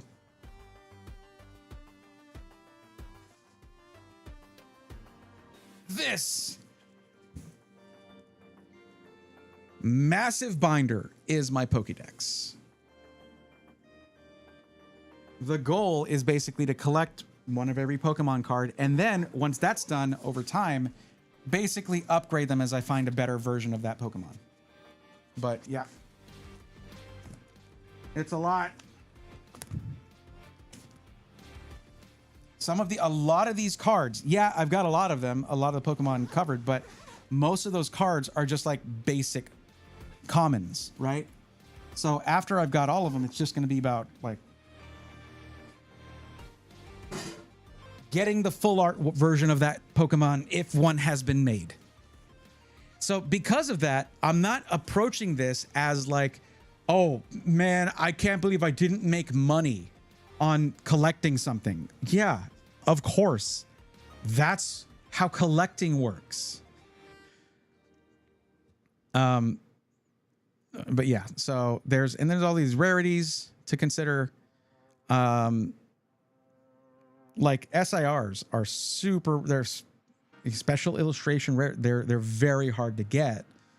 At this point, I think I have like 4 or 5, so this hasn't been updated, but this is like ever since January 16th, after coming back from CES, was when I started tracking everything. After I went to the card show that was right after CES, which was super dope, by the way. And like, this is how many I haven't tracked yet. And there's still a bunch yet that I haven't even added to this list. So it's so hard to track this. But the reason for tracking this is that at the end of every video, I can show at the end of the video, this is how many new catches we got, new Pokemon for the Pokedex, and how many got upgrades. And yeah, it's really cool. Yeah, absolutely. Hope to catch you again soon. And hey, if you're going to start streaming again, let me know.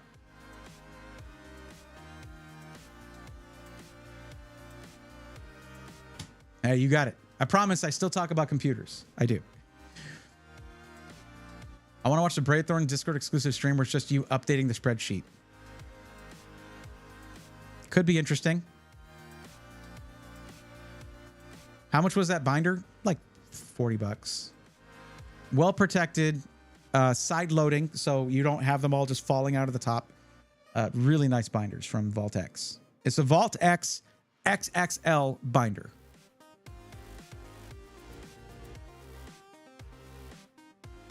I don't blame you. Just subscribe to. I'm subscribed to the channel. I'm curious when I'll be able to start giving you views and watch time on it. Panther, that'll be soon. That'll be soon. It's just we don't want to put any content up until we can start putting daily content up. You know what I mean? We want to come in and we want to blitz it. We want there to be zero, hiccups in how frequently we upload because of how pivotal that is to the growth of short form content. Just about Obsidian Flames build and battle box. Nice. I did see that on there. And nobody else filled out the form, so we didn't miss out on helping anybody out.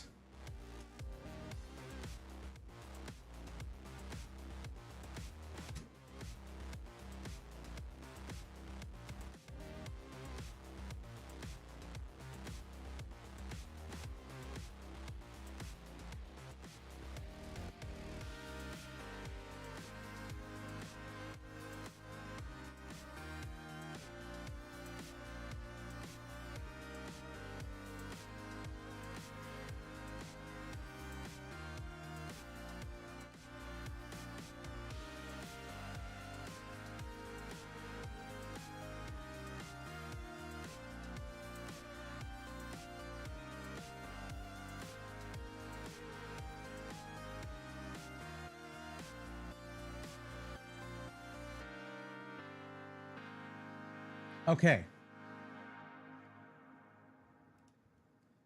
Yeah, same here. Same here. So sorry to keep harping on it, but I'm so proud of it. No, you did an amazing job. You really did. And the rework was super worth it.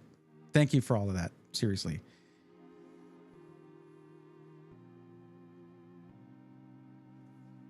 All right. I'll say at the very least,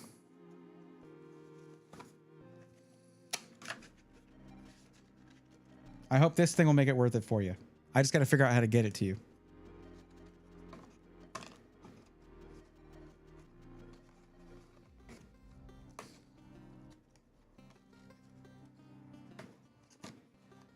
And also, if I'm not mistaken, based on what you sort of implied there, this has been an opportunity for you to learn, like sharpen your skills on that. That makes me happy. I love stuff like that.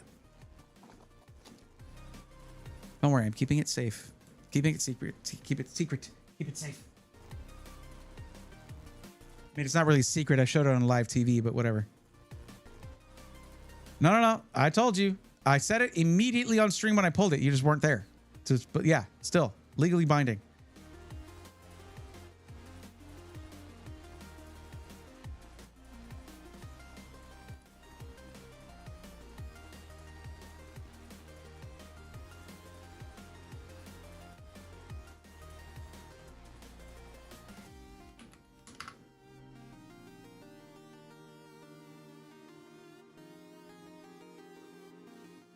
Alrighty, everyone. So with that, that's going to be it for this evening. We're going to be raiding out to my buddy Manly, who is playing the new Resident Evil, probably, and dressed up as Leon. And we want to support that. Okay. So just remember, I don't really curse or anything on stream. I don't know where I picked up that habit, but I don't. But other people don't limit themselves thusly. So if you're sensitive to that kind of thing, might want to mute the site or do something like that. But we're going to be raiding out to my buddy Manly. Please drop some LGNs in chat. They are available to even people who are just following. You don't have to be subscribed. There they are right there. For the subscribers out there, we got the Bray raids for you to drop. I would appreciate that very much. Let's go out and raid my buddy here. He's a really funny dude, really good streamer and content creator. So thank you so much for watching. I'll catch y'all on Tuesday.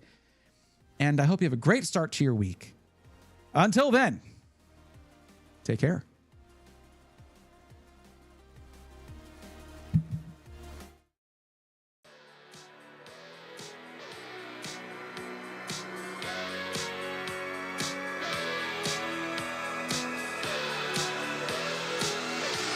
Let's go, nerds.